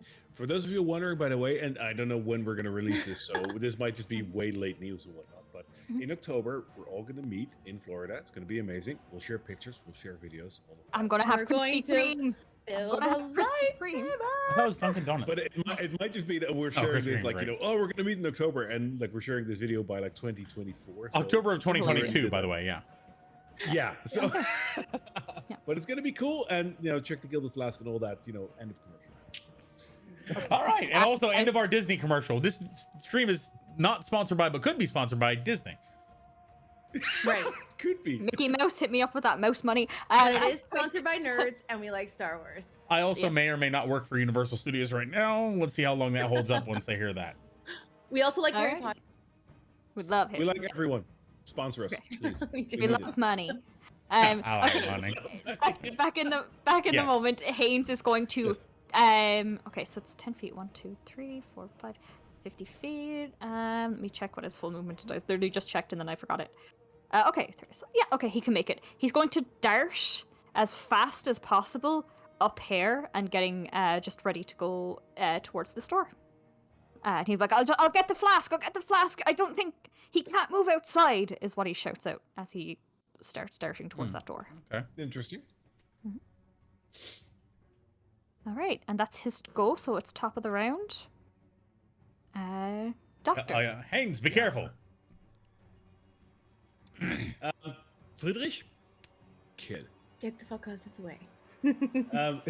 Friedrich shambles in, going towards the zombie, and he. I love playing a zombie. Like I can't. Oh, delightful. I'm gonna miss this.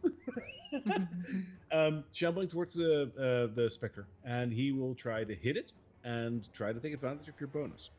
But Yeah. that's only on hit, right? No, I think it's a +1 to your attack rolls, and I believe it is only melee attack, so I don't think it counts spells. I mean, technically, I made the thing, so we could call it what we want, but I'm If for it's, I now. if have it's a zero +1, charisma modifier, so if it's a +1, I have a 19 to hit. It is Okay, a +1, yeah. That hits. Cool. Do I also get a plus on my damage? No, it's just a head attack roll. Oh, shit. No, it's Oh. I thought Hey. it was damage, right? Yeah, hey, No, Damage it's- too. Papa, I if played you, Plus the one paladin, the it's damage just to the too. attack. hey, if That's you what I want read. me, if you Lots of want it to stuff like be that, that it's just way, attacks. Mr. DM of the future campaign, we could talk. All right, anyway, go. I just want to squeeze maximum damage out of this right now. So it's 4 bludgeoning damage.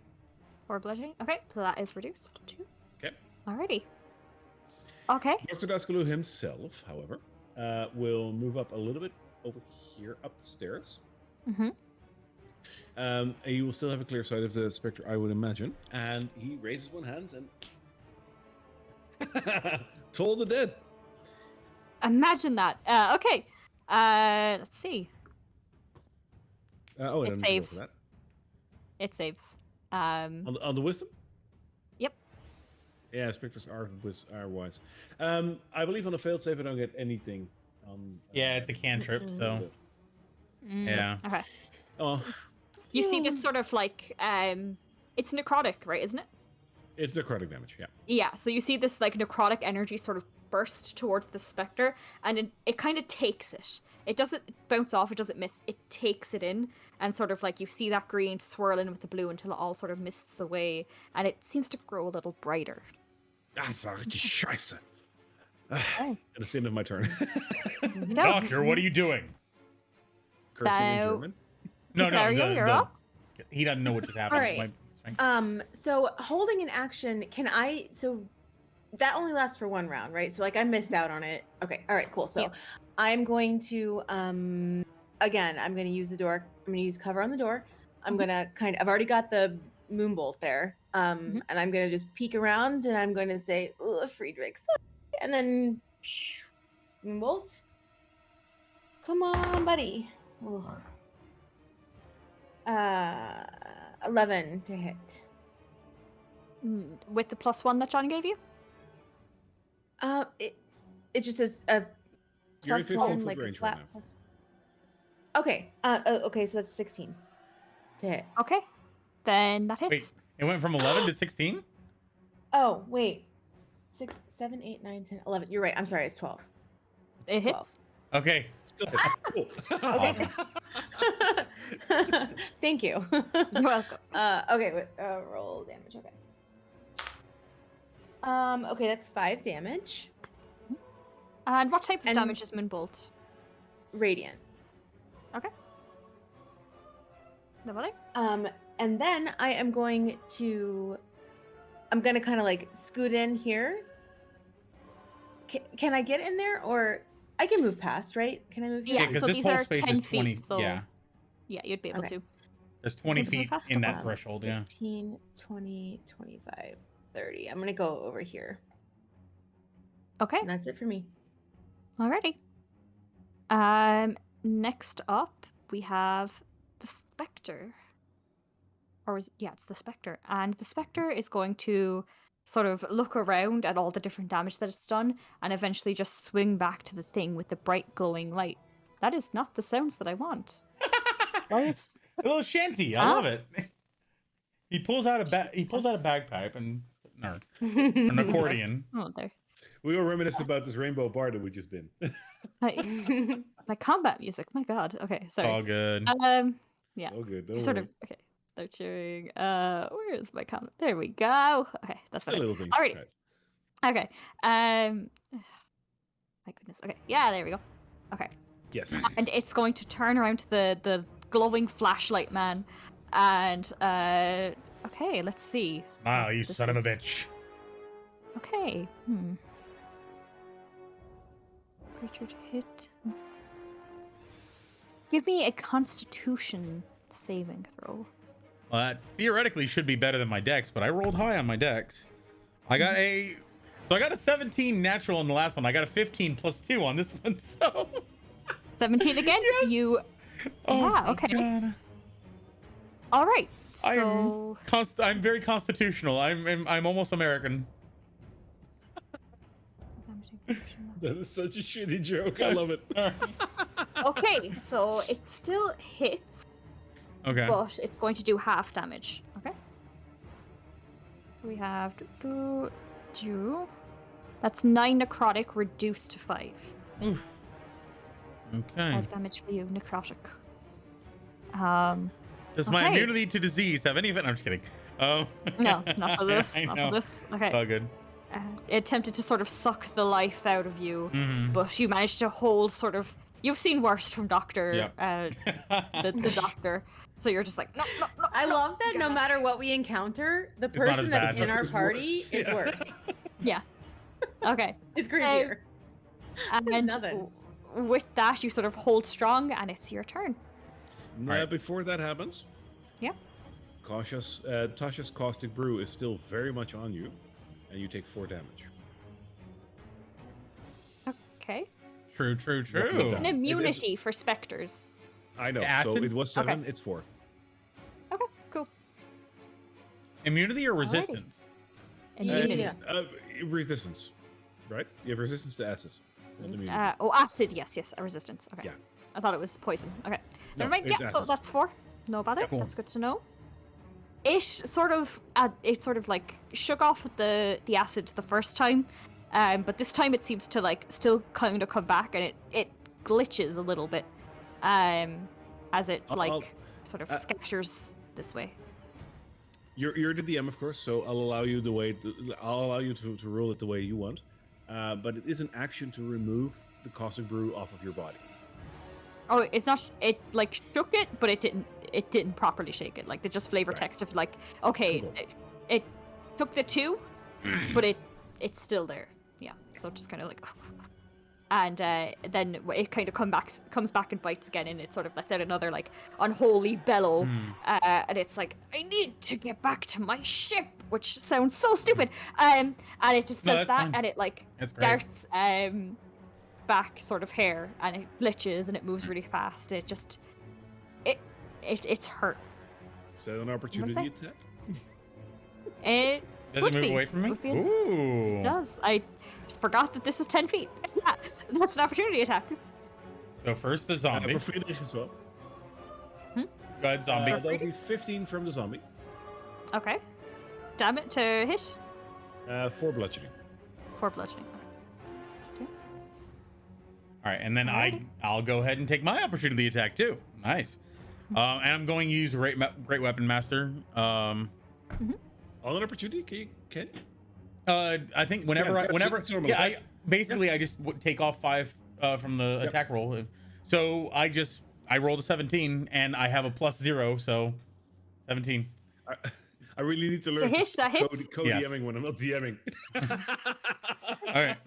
So after taking that, like the soul sucking thing, John says like, "It may be dark, but dawn is breaking," and he hits. And so that's an immediate +12, and then let's go ahead and see what this is. And 3, so a total of 15 damage from my hit. Okay. And it is a magical weapon, just in case that has any effect. I know I don't know if bludgeoning is resistant yeah. to normal. Bludgeoning, so that's right. reduced to. Well, so it shouldn't be so reduced because it's a magical weapon, right? It Does, depends on the type of damage, I think, is what she's trying to yeah, calculate. it's a damage. So if there's a certain amount that's radiant and there's a certain amount that's bludgeoning, let me know. Okay, yeah, it's all bludgeoning, but Up to your right. Okay. okay, so yeah, we'll that's something later. But yeah, so I'd rather this is correct. okay, Pardon? In rules is written this is correct. cool. All right, It's bludgeoning. yeah, it's Right, okay. yeah, because I don't So- it doesn't convert my attack into radiant or anything like that. Exactly. Okay, let me see it. So we got. If And that if was a- just enough. So Oh. the light sort of shines through your maul, and you say your amazing line, and it swings right through, and it sort of lodges directly in this pirate's chest, and it sort of just goes and fades out. It was literally just enough. Oh, okay. I love Great Weapon Master right now. Although if I had gotten a 2 on my roll, that would have sucked. Okay. Is there any sort of residual goo on the floor where the ghost died? No, it sort of dissipates and floats away. And briefly, all of you can almost feel the envy that Carla Lilacart has that you have encountered a spectre and she has not. So as combat dissipates, Haynes darts into this room, roots around in like a barrel of apples, and he sort of pulls one out and starts shoving it into his mouth, and he brings out the flask to you. He's like, okay, who wants this one? Sorry. With the apple? I John. figured it. I'll take it. Just take it. Oh, wait, that's a different campaign. Yes, different campaign. Yes. Yeah, there's this guy, I don't know. I used to study with him. Like, he's, yeah. Yeah. Okay. I'm not interested in apples. Thank you, though. Casariel is just looking at the place where it dissipated, and she's kind of like clearly disturbed, and it just wanted to get back to its ship. Doesn't sound like something with a great deal of malice. Perhaps it has shipped to the place it wanted to go now, yes? Yeah. I understand. Sorry, but it was threatening us. It was threatening you. Yes, of course. I just didn't it seem to you like many of these corpses, their wounds were self-inflicted? I'm not sure. but I'll keep an eye out. what happened here? It feels like one big experiment.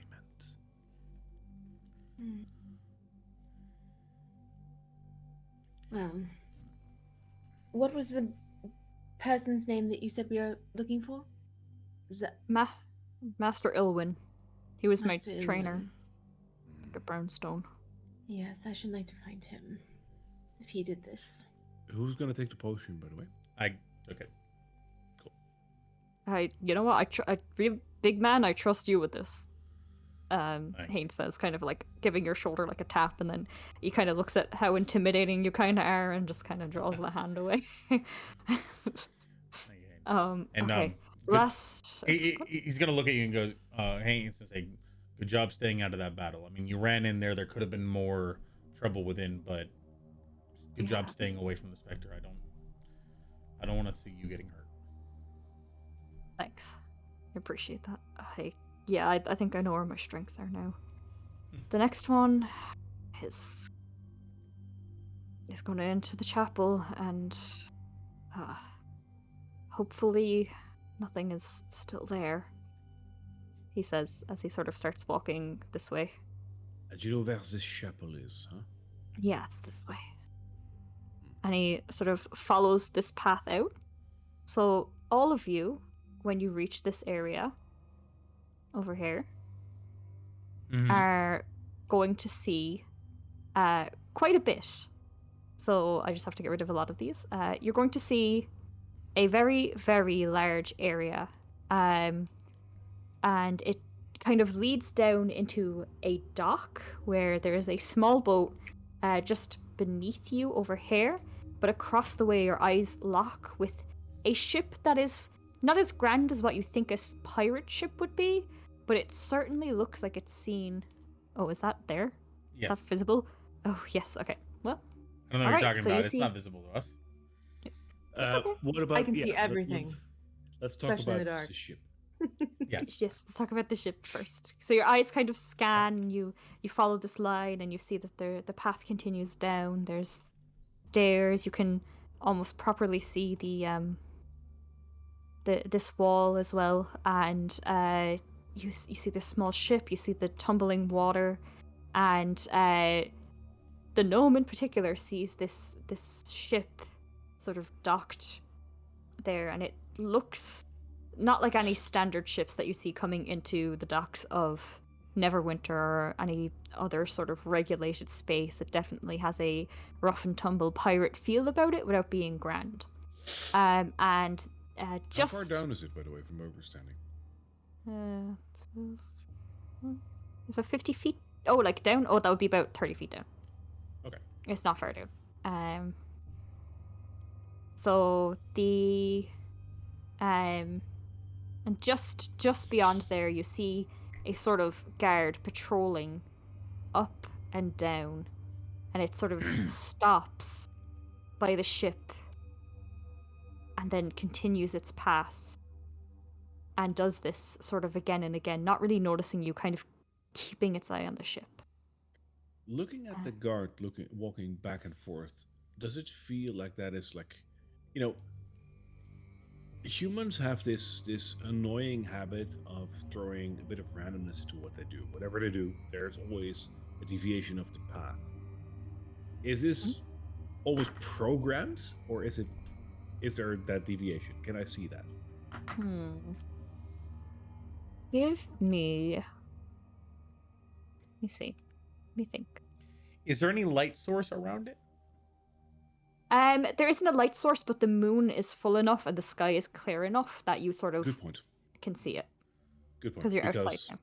That would be way beyond my dark vision. Mm-hmm. Yeah. So yeah, it's the moon is clear enough that you definitely see this, and there are small dots of, again, simmering low lanterns, like they were lit many days ago and have still been burning. Give me an insight check. I think that's probably the one to go for. That's a good one. That would be insight. Let's see. +1. That's an 18. Okay. You're looking at this, and you're right. Humans have a bit of randomness to them, and you know that things that are sort of programmed to do stuff or told to do stuff, much like your zombies, would move sort of in this straight motion. This looks a little different. This reminds you of a more animalistic sort of thing of maybe prowling. Like it's locking in on something. It keeps kind of darting and moving back and forth, like it's trying to figure out maybe how to get on board, or it's waiting for something. That's what you can really garner from the pattern that you're seeing it move, and the way its head keeps kind of turning to the ship, or not even moving from it in terms of it. This creature is looking for something. You should tread carefully. Haynes, do you know anything about that? I did hear about a ship being seized like 2 days ago, but I didn't hear anything else about it. That's when all the chaos started sort of kicking off. But my guess that those things, that thing over there, that's one of Master Ilwin's personal guards. There's only a handful of them, but they are they're nasty things. I don't even know if they're human. They creep me out. But if there's something in that ship that it wants, it might be in our best interest to. Do they know magic? They don't. They're not magical creatures. I haven't seen them use it, but they are hard-hitting. Focus, Haynes. We're here for the flask, right? We're here to... Yeah, for the flask. The cultists, and we're looking for the flask right now. Whatever's on that ship, if we have time, if it's safe, we might. But right now, we have a goal. And I'm also going to lay on hands 3 points, because just to, like... I that soul-sucking thing was a little bit deeper than I expected, so... Haynes sort of like... Go on. Looking at the water that the ships are in, is it in any way possible for me to gauge how deep that is, like within the bay? No. The moonlight is covering a lot, but it's not giving that amount of illumination that it feels clear in between. If you were to maybe throw a rock down, stick a stick down, or get closer, we could try and gauge. I'm going to look at Friedrich and say, Friedrich, why don't you walk all the way to the ship and back and see how far below the water you go? And Friedrich will do so. Okay.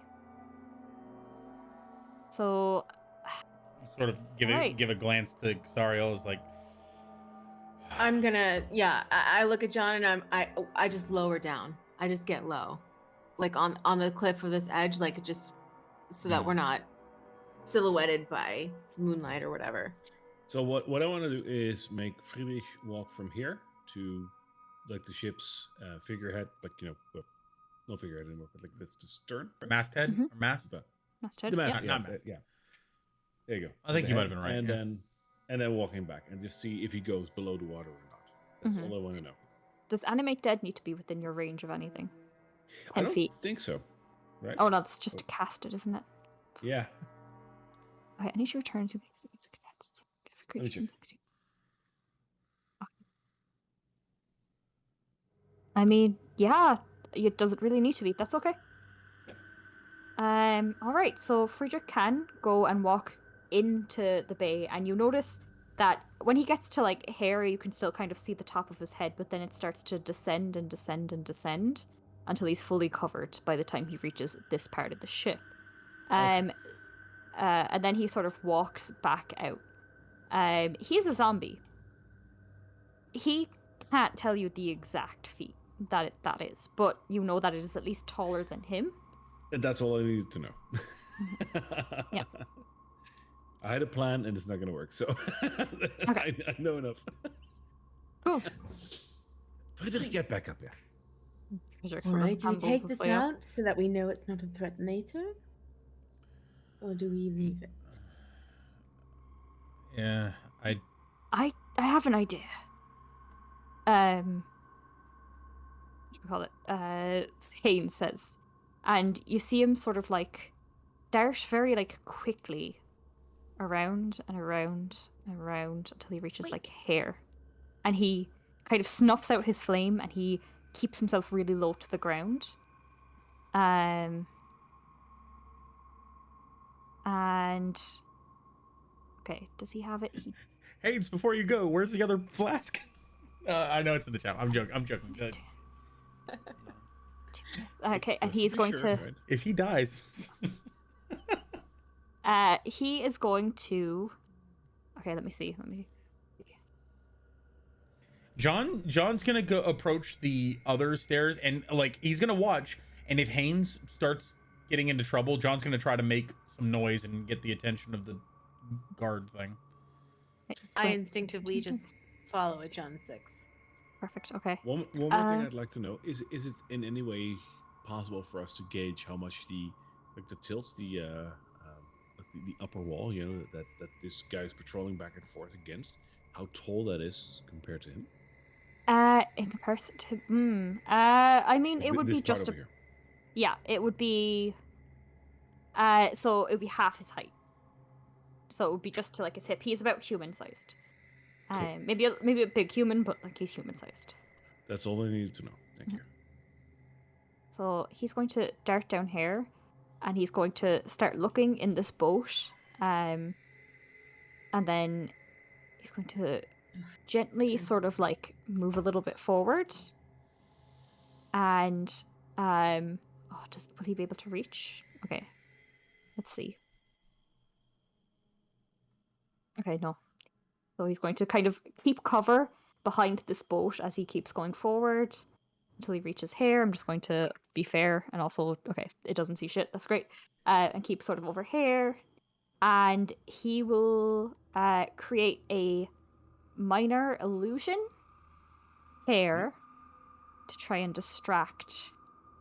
Is that how that works? A sound or an image? Okay. It can make a sound or an image, yeah. Mm-hmm. All right, so he's going to make sort of like a large sound over in this direction. And let's see, which the guard totally fucking notices, and he starts sort of moving over this way.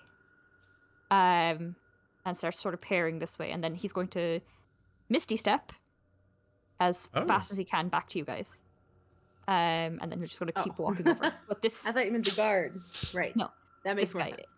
is going to start investigating this way, and these chains are thick, but not thick enough to hold a person. So he sort of keeps his attention that way, and he's like, "Okay, we could probably go check out what's on that ship now, if we wanted to, or just get to the chapel without the guard seeing."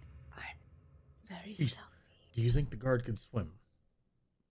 I haven't seen those guys in action. I'm not. I Just think take him out. it would. We know he won't capitulate. It would probably. Yeah. Okay. This this is worthy of a sacrifice. Doctor. What? All right. All right. Do you- Let's What's go that to the mean? chapel. Let's go to the chapel. We can deal with the guard again. We can, if we want to do the same thing, we can try to distract it, get the jump on it. But right now, let's go to the chapel. Doctor. Friedrich is a worthy sacrifice for this. All right. Meaning, Doctor, could you elaborate a little bit on your plan? It's the cryptic, creepy words are I can a little tell- bit hard to understand.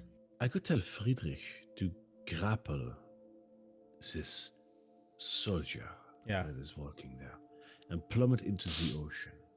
Yeah, I was gonna Friedrich will push survive. him off, but that might work. Well, It would take him a while to get back up. we could. I mean, I'm for taking this threat out, but John, if you think we should keep going, then Yeah, I just don't know if that commotion would draw any more attention, or great. it might just be good to get rid of the threat. Go for it. Doctor. You are the tactician. I am not.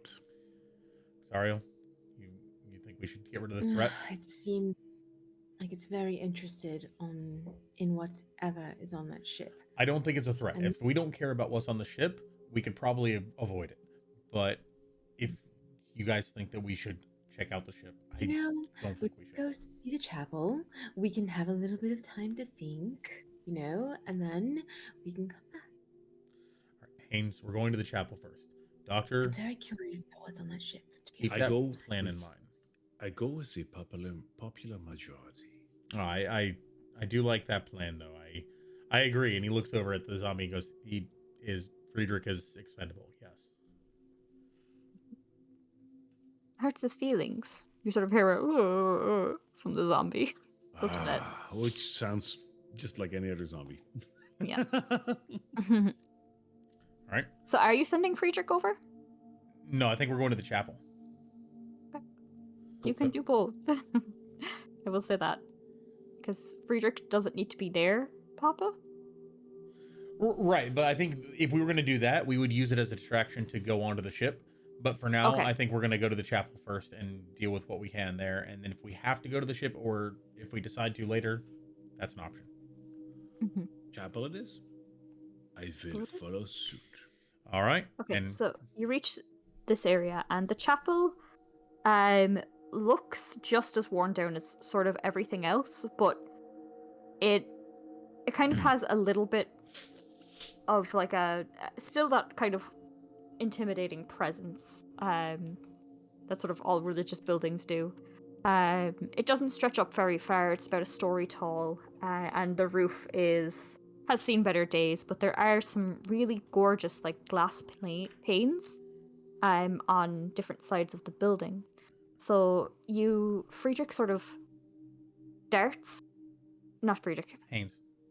Haynes sort of tries to take the Friedrich lead. Are doesn't you going to let dart. him? no, as soon as he starts going for it, he goes, "Allow me," and he starts. Once again, he makes eye contact with Xariel. They're ready, and he pushes open the door and stands in the Okay. doorway. So the chapel opens up, and you see sort of the moonlight pouring in, and the rows of seats are kind of freshly made. Like they look relatively like they've been made in the last few weeks and been put there. The floor is still very clean. There's an altar just up at the top over here that has sort of like a dagger and a few like scattered pieces of burnt paper. There's a candle smoldering, and most notably, you see another guard slouched in his seat, in front of this seat in front of the other, sort of slouched there, arms crossed, and he has not heard you yet from my roll. But what you also notice up on the altar is the shimmering glow of something red peeking just underneath the cloth of the altar. So, like, there's a cloth hanging over it, and there's something red just shimmering just underneath. All right, so John's gonna like back away from the door and then sort of in a hushed voice say, I can try to go in there and not give this guy a knock. But does anyone want to try to take advantage of its unresponsiveness? Just the one. It looks like there's just one. I didn't see anything else. I can try and pin it down, but other than that, I am no warrior. How? All right, so we're gonna go in there for a battle. Let us. I mean, I could try to get in there and get out. No, Haynes says. Haynes, that's too dangerous. It's gonna notice you. So, I'm gonna. John goes ahead and casts Bless on himself, Casariel, and Dr. Dascula. And Giving me what? Bless. Oh, right, yeah. Right. And then he's going to try to sneak forward as quietly as he can in his chainmail. And once he gets within range, he's going to make a hit. He's going to hit. And he holds up a finger. Yeah. You're going to have to give me a stealth check with disadvantage, I believe, because you're a fighter type. Yeah. Yep. And Bless does not cover checks, I think. Does anyone have Attacks can you offer any guidance in this? Of course I would, as we always do. Before anything dangerous happens, I would touch the center of his chest, and my hand will glow with radiant light. And I say nothing, but just meet his gaze. All right. So I'm going to. Such an ugly way of asking for that. Come on. Huh? What? I love it. I love it. I figure if we have it, might as well use it. So, yep. Okay. So he's going to creep. Yes. You're playing thank you smart. for reminding me that we always do this. This is something we always do. Yep. It's a little ritual. Yep. What dangerous shit happens. Sorry, I'll give me Saloon's blessing. So basically, that's, yeah. All right. Here we go. I got a 12 and a 17, surprisingly. 12 plus 1, and that is a stealth check. With 0, so I got a total of 13. Total of 13? Well, lucky for you, he is in deep, deep slumber, according to the 2 that I got on my die. And you're just able to creep up behind him and get that first whack. But you do reach hair, and he still does not see you. Are you still going to go for that whack? Yes. Okay. So roll an attack. All right. So if he doesn't see me, does that... Disadvantage, because... Yay! Yeah, all right, so we're going with Great Weapon Master. Hell yeah. Oh, God. Plus the Bless, so that's an extra 2. Oh, I got an extra 20 on one of them! Oh! Yes. Yeah. Awesome. Yes. Double damage. Yes, King. Yes. All right, I'm not going to use my... is good. Oh, man, this would be perfect. You know what? Screw it. I'm using it. Last spell slot going into Divine Smite, which, because of the crit, doubles as well, I think. Right? Yeah. Okay. I love it. Yeah. Just because I know you're going to be fucked for this fight, sure. Go for it. Well, yeah, because I think crits double all the damage rolls, right? Which is like sneak attack, Divine Smite, all that. Cool. So, regardless, you gave it to me, so I'll go ahead. I don't think he heard you. Yeah. I know I'm gonna be fucked. I get it. But I'm gonna do some fucking first. All right, here we go. All right. So that is 4d6 for the strike. That's 1 plus 5 plus 2 plus 5. So that's 10, 13. 13 plus the initial 12, the 10 of the Great Weapon Master plus the 2. So was that 13 plus 12? 25? Yep, 25. Plus now 4d8 for the Holy crap. for the smite. Oh, that's brutal. Yeah. That's brutal. Yeah. Welcome to Chon. Okay, so that's 6 for the first 2 And 5 plus 7, so 13. So 13 plus 6, 19 plus 25, 34 damage. That's a crit right there. No, That is obviously. Yeah, so you bring your hammer down and describe to me how you caved this man's head in. Oh my god! Oh. All right, so he crept up to him. He crept up to him, and then he just sort of feels the saloon's guidance, like a little bit of a shimmer glistens down the mall, and he just knocks off the head. Knocks right off, just Yes. clean off, yeah. It is a spectacular sight. It knocks right off the head, it like crushes it down and it flattens and off. And that light sort of shimmers all the way through the body that slumps as he enters his greatest sleep that he's ever had. And that is done. That All right, I'm ready. Literally, my hands are glowing. I'm ready. This is going to be a huge fight. Are you ready? Clear. I'm ready. that's insane. Because I was like, okay, it's going to take a couple of rounds for you to maybe get it down. And then on top of that, it's a pretty brutal little attacker, and you just fucking shot at that bitch. So That's we like rush in. We're like, whoom, like ready to go, and it's like, So really? as the head flies off, you hear in the distance, like around his head, like that area, you hear like the sound of like a boom, like a little bell, where the doctor was just ready to do toll the dead. He totally misses. Oh. When it like hits off one of the stained glass windows and like shatters it a little bit, it kind of ruins the vibe. So this this is John. He's not gonna have a lot of spell slots, but when he does, Oh fuck, man! I'm gonna take my my crossbow saloon and just like hold it up so we can hit it, like Yeah, our weapons clink. against each other. Clink. Chink. All right. Now, Well truth done. be told, I am feeling quite tapped. I don't know if I'll be able to do the same to Big Boy out there. Where did the head go to? The head like flattened like a pancake and just sort of fell in front of it, like almost in its lap. Yeah. Please, someone go through and just make a list of all the questions, Yeah. just specifically that he asked. Yeah. Are you bleeding? Daskaloo's.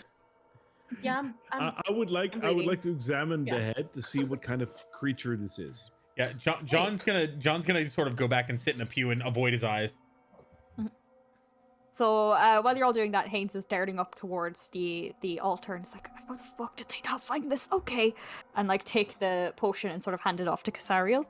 Thank you. As you're looking closer, one of the first things that strikes you, Doctor, is that there's no blood, there's no guts, there's no gore. It Unfortunate. it's sort of flattened, and as it fell off, you're like inspecting and you're poking around and you're trying to see, and it's like a hard calcified material on both ends, where the neck is and where the neck ended at the head. Like it feels rock-like. Rock-like. Rock-like, yeah. What does it taste like? Give it a lick. I will. Cool. I we knew need it to was roll for wrong. I knew I shouldn't, but I looked. I was curious what he was doing, and don't look over there because I'm not. Thank you. it's So, I'll me- just feel it a little bit between my fingers and lick it. Tell me Yeah, what roll a I need to D- roll for that. roll a so many d6. reports. Just roll a Oh, d6. right. Yeah, flat d6. Cool. I love it. I don't think he's a priest of Saloon. I don't. I don't. That's a 3. It's a 3. It doesn't taste that bad, but it does taste a little salty. It's fair. Okay. It tastes a little salty. Maybe he was just sitting at the table. I'm Um, not sure what's happening. and as a doctor, you know that spit is slightly acidic, and you can kind of feel that like it's bubbling a little bit, just a little bit, like under the tongue. It kind of feels like Salt. it. Like I do geology courses. They literally tell us to lick rocks because then you could tell whether or not it's calcium I carbonate or know. not. It's giving that vibe. It's giving the calcium carbonate vibe. I'll scrape a little bit off into like a leather pouch. Take it with me. Makes it look like cocaine. Yep. If anyone's Short later. if anyone's familiar with Atlantis, one day we need a Moliere character. You have to stab the dealt. You have to stab Cool. the dealt. But My main question is like, can I discern what kind of creature this is or was? Because that's what I was looking for. Okay. How to describe this? So this creature, it's from. You wouldn't be able to discern it. You've heard of like golems and stuff like this sort of crop up here and there, and it feels very similar because it's not made of humanoid material, but it clearly was animated and it clearly has like a cycle. So it feels Like a golem. very like it feels like a golem, but it's very very different. Like it needed sleep, it needed to be, it Right. had like a need for things. So it's definitely its own being, but there's something. It's not human and it's not like any other animal that you've ever encountered. It's something entirely itself. I just realized something. Great Weapon Master says on a crit or bring something to 0 HP, you get a free bonus action attack if you have a bonus action. So I could have hit again. Crap. We'll just ground that thing into paste. Yeah. Okay. Okay. Guys. That's all I need for now. I got my ingredients. Yeah. No bother. So, as you sort of leave the chapel, Xariel, you now have one of the gilded flasks. You notice that the guard is back to sort of prowling, but it looks more irritated now, and it seems to be looking up a lot more, especially in this direction. What do you guys want to do? I think our presence is noted. I'm not leaving the chapel. I'm just looking out the door. I'm feeling rather tapped. I can still fight, obviously, but I probably won't be able to hit it that hard anymore. That's kind of the good thing about the flask. Haynes pipes up. It kind of like it resets you. Like That's it's kind of like a forced evolution. Haynes, you should have said so. I could have been doing so many. Never mind. no, that's Yeah. good to know. That's very But this good is to the know. first Haynes, time it's thank been mentioned, so I was like waiting to see until one No, of you is perfect. like, No, that's it's all right. Yeah, You've been through a lot. It sort of it forces revitalizes you. evolution in a lot of different ways, and it's like Okay. I don't know how I did it, and I'm really frustrated that I don't know. Well, It hey, doesn't always work. Is that true? I'm at the little cliffside over here, looking down at the guard. If he's still walking over there, I will look back at the party and be like, should we... This was a little too easy. Should we try plan B? Doctor, it wasn't easy. I'm just good. That is exactly what I mean. Sorry, I've been waiting to wheedle in his arrogance. And he looks back at Casario. Sorry, we're just good. To be fair, being in the back is not very fun. I like being in the front, but we have the squishies, so Yes. Well, one of us next needs time we to. flip a coin. Friedrich might prove useful against this golem kind of creature. Oh, hang on. Let's evaluate. What have We we can't got? leave it here, so we must kill it, right? I mean, we can't leave it here. Killing it You're gonna have to is the leave. right thing to do. I am with Casariel on this. I agree, but I just want to get a bearing on where we are. You said Haynes, Master Ilwyn, Master what? Master Ilwyn, he's doing something tonight. He took what other successful potions there were, and I know he has something planned for tonight, and I don't know what it's going to do, but it doesn't sound good. And if it Where is he? unleashes creatures like that, Yeah, where is he? he's... The last thing I heard is he's underneath the keep. Well, you've been through Oh. most of the buildings here. I haven't seen any staircases, or do you know how to get down there? No, but pirates do. And he sort of looks back over to the ship. All right. All right, I can That settles it then. can try to make it a friendly. Do you have anything like that?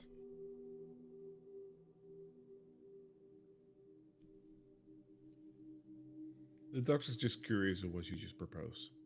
I can try to make it ambivalent to our presence, and perhaps if I ask it nicely, it would tell me. Or it will drown itself. That is a very smart move. Yes, but I think we need the. From what I'm understanding, we need the. We need it to find the entrance to the dungeon, for lack of a better word. Right? Only don't- this thing will know where it is. All right, Haynes, you said something about the boat. Do you think we need that creature or just what's on the boat? I don't know. Okay. I don't know. If I was the a creature creepy would cult, know. All right. I was a And creepy if- cult, I would hide my underground lair beneath the what is that called? An altar. Right. I mean, clearly that's probably where it is. That's a good point. I didn't go and Two- check anything. I'm just gonna. He sits back down and he waits to see what you guys do. I've already checked the altars for any secret. I really tried to escape this place whenever I had the free Damn right, I thought moment. I had it there. All right. Yeah, sorry. All right. Well, let's go. There is Give me- this bay area right below us, and he points like down. He says, Mhm. "There is this wooden construct with like a little latch," and he points at like this door over here. Mhm. What does that try to hold? Either hold something in or let something in. I've never seen that before. And Kane sort of like clambers down and looks over. Definitely more dangerous than he should be doing. He's like, yeah. Does this look like? Haynes. Does this look like it's just a cliff that goes way into the water, or it's just like an open area with like a cave or something? It looks like a cave sort of like open around this way, and you can see this metal bar with that latch. Haynes, So it, like, it stand goes back up. from the edge. Oh, yeah. He kind of shuffles backwards. All right. Do you guys want to approach the guard? If you do, whatever you decide, I'm going to stand here. If he tries to come up here, I'll give him a couple of knocks. All right. Let's just do try and that. see if Friedrich can talk diplomacy for us. All right. Bait. You have the floor, Sure. Doctor. If the rest is okay with that, I would like to let Friedrich walk up over to the guard and grapple him. Right. Okay, so Friedrich ambles towards this guard, and the guard kind of looks over at Friedrich, but doesn't really seem to be paying him any mind. It's like, this is a normal thing. Because it's still kind of focused on the ship, and it kind of gestures towards the ship for, like, trying to kind of suggest that Friedrich should go in there, except two arms come up around it, and we're going to need opposing strength checks. Cool. What the fuck? That is what I like to hear, and I got a 17. Oh, Got a 5. no. So Friedrich takes him by surprise. Fondles him No, a he's bit. really. Has not Silverstar's rolled. really badass. Above a 10 on any of the perception checks I did, and I did a lot. I think you should Fucking continue this. using that die until we're characters together, and then Yeah. never use it again. Right. Yeah, No, use it for Carla. Use the Carla Thank you. die then. Oh my So god. Okay. I want Friedrich to grapple him and then drop off of the right side of the wall, so in the deep end. This end over here. Or no? Over here. Ah. Okay. Awesome. All right. So you command Friedrich, and Friedrich sort of brings his arms up over this guard in front of him like a hug, and the guard kind of like freezes. But that freeze is just enough, and it pushes the guard over the edge of the trebuchet, and it's only as it's sort of falling that it realizes what's happening, and it lets out sort of like a guttural sort of scream as Friedrich lets out like one last dying moan, and they plummet into the sea below. Worth it. And Hmm. there is silence. So at this point, seeing that, John's gonna sort of like make his way down to where he went in, and basically keep guard. If he starts coming back up, he's gonna start attacking. And as you peer over, you can kind of see like gurgles coming up, and then nothing, stillness. Well done, Doctor. So I figured this also sacrifices Friedrich, right? Because like he Yes. technically could breathe underwater, but I'm fine with the sacrifice. No, Friedrich is donezo. He grapples him all the way to the bottom. Yeah, Fair and enough. actually Yeah. the rock, they flip around at some point, and the rock as it's going down it starts like bubbling in the seawater and hardening and calcifying, and it actually holds Friedrich down there with it on top of it. Oh Perfect. God, what a good lad Dick was. At the What a way start to being go. like, we hate this man, for now being like, oh, No. what a good lad. No, it was a Okay. Okay. soldier. So as you approach the ship, everything about it is dim. It sort of rocks in the water a little bit. There looks like there's a bridge on land, but for the sake of this, there isn't. Like landing over, it's an empty space. It's pulled up, Mhm. and it seems to just sort of like rock and sway, creaks. Um, What do you wanna I hit a baby monitor, so I'm quickly gonna check. But go on, because I Okay. can hear you. do? Okay. I'm gonna let Haynes come up and say, Haynes, is this familiar to you? I've never seen it before, and okay. This dice is really fucking me over. Okay, this would have actually helped you. But yeah, yeah. So he's like, I've never seen.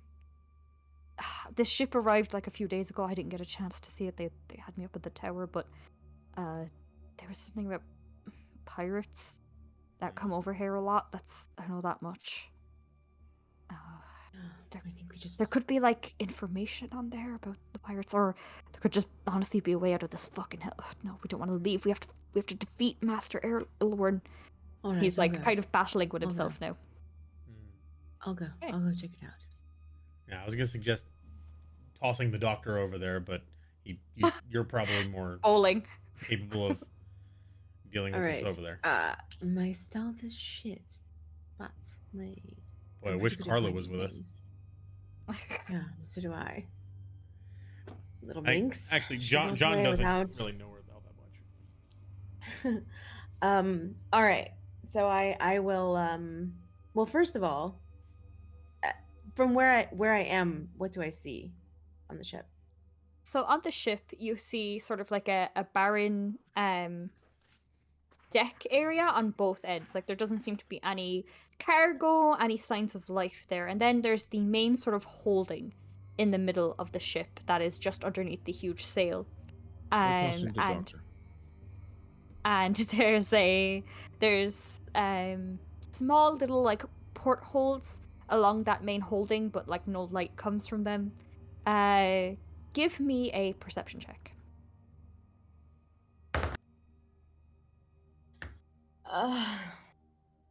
Uh-oh. 9. 9. Okay, stealthy issue. Oh, okay. Yeah. So you're kind of like peering at the ship, and you're peering really, really hard, and you see just like the insiest. It could just be a glare from the moon, but the insiest bit of movement from one of the portholes, sort of looking out over here, on this side. But past that, it doesn't look nice. It doesn't look like a nice ship. It doesn't look fancy. It definitely looks like it's seen its wear and tear, but there's nothing particularly odd about it unless you want to board and see. I'm what's gonna get on there. low, and I'm assuming that John is Yeah, I'm gonna looking help. at me, Yeah. and I'm gonna say, like, point to my eyes and point to the porthole where I saw like something happen. Having had this exchange happen a lot before, he's gonna go ahead and basically take a look at it. Is there anything moving like that's easily noticeable by him? Not easily noticeable. Actually, how about this? Can you I think light has light. Is this thing still lit? Hour. Because when he snuck in, he definitely had her snuff out the light. So can you relight this, please? All right. So he's gonna hold it up towards it to see if he can shine in through the porthole if it's close enough. I'm ready. If anything makes a fucking move in there that tries to hurt us in any way, I'm moonbolting that shit. All right. If I don't see anything initially, I think he's gonna go ahead and jump aboard. Now that they're a little bit wary. Yeah, there is. When you hold the light up, nothing. You can barely make out anything. Even on the other side, yeah. But All right. then there's nothing initially you can see. So once you jump aboard, the boat rocks a little bit more violently, and you hear quite faintly from inside a little bit of a crash and a scuffle. I'm gonna signal to Xariel as like, basically, I'm not sure if what's in there is hostile, and I don't want to go in swinging until I know.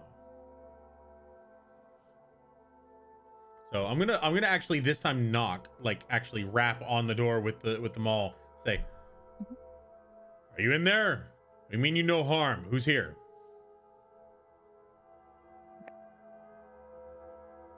Okay.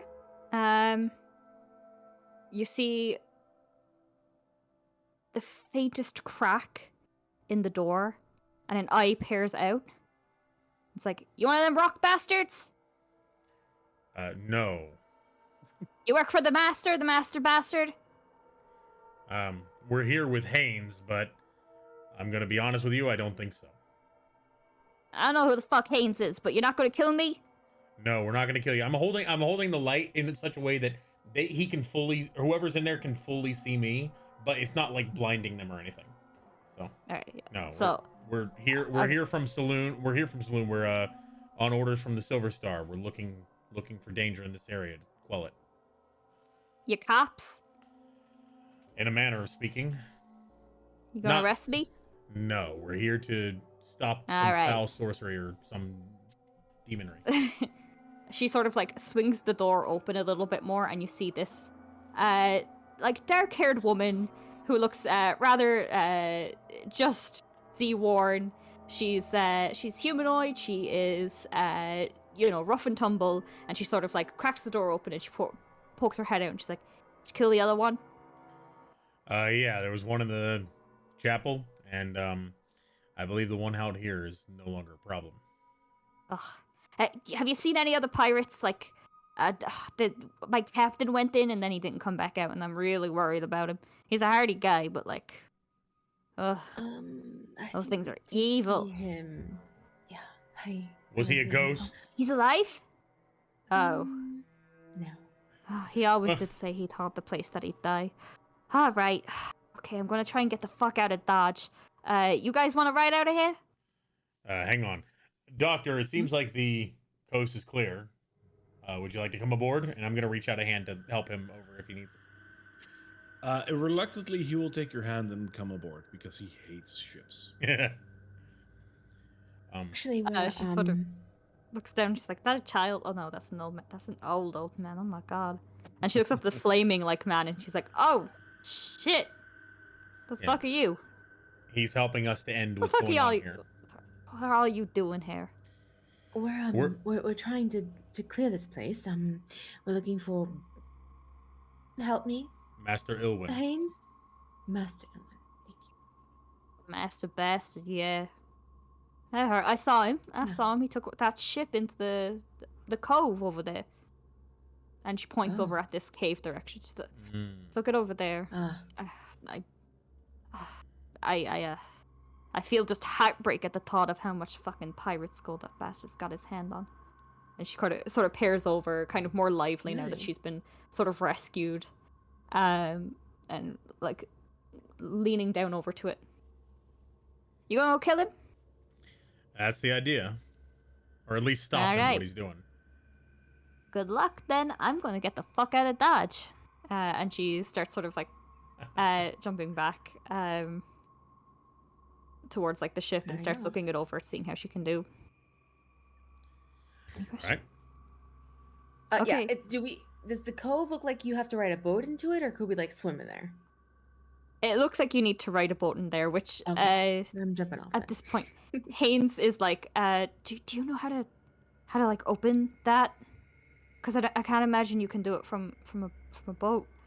She's like, oh yeah. Oh god, the captain mentioned this one time. If you go to the Riverguard Keep, you pull the lever, That ain't too deep. Oh yeah, okay. And she sort of starts pointing in this direction. She's like, there's a rock over there, like a big rock, and you just push it aside, and there should be like a lever thing, and that'll open this for about 10 minutes. You can take that boat and you go in there, but make sure to put the rock back, because like again, there's a lot of pirate shit down there. We really don't want that, falling into the wrong hands, or the right hands to you guys, but the wrong hands to us. So if we leave the rock off, it'll keep the door open. Yeah. All right. So when you come back out, make sure you put it back on. Ah, good to know. Yeah. Okay. Doctor, and help him off. All right, you folks. Good luck. Good luck. That's an evil fucker down there, I have to say. Yes. Did you get a chance to see his abilities at all? No, I saw him chug a bunch of bottles, and then head down, like a bunch of them, like a lot of them. Oh. Yeah. All right. Well. Alrighty then. Thank you. Your death. And then she sort of like cuts the two strings on this side and starts moving the ship out that way. She pulls the sail up, and I'll come starts down getting here it and going. help her move the chain. If thaumaturgy would do it, I'll use it to.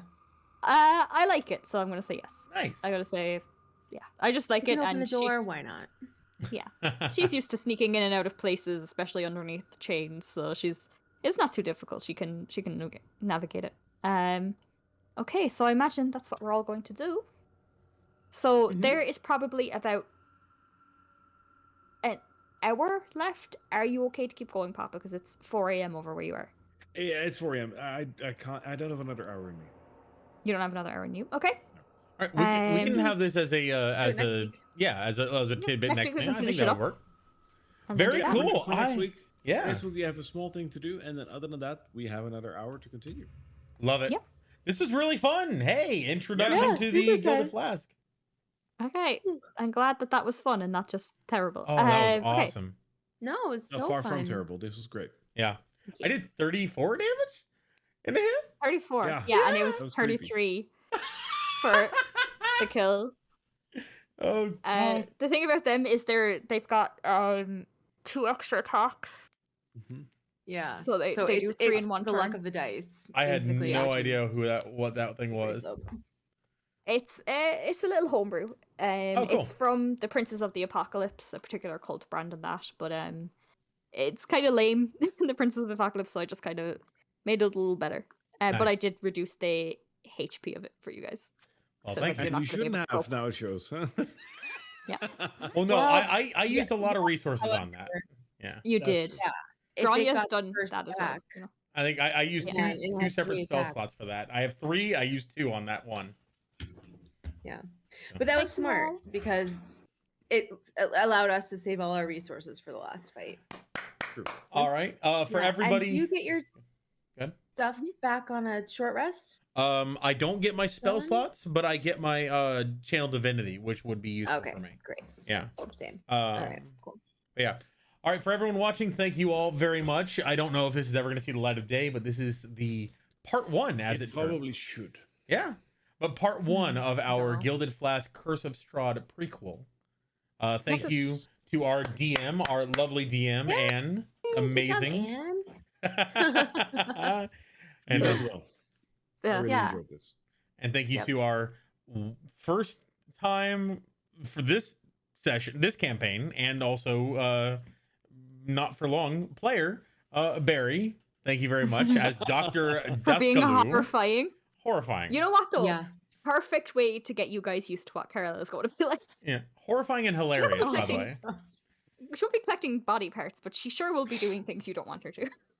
That's perfect. It was an and she's small. experience limb for limb. Huh? Mhm. Hmm. All right, and thank you all very much for watching.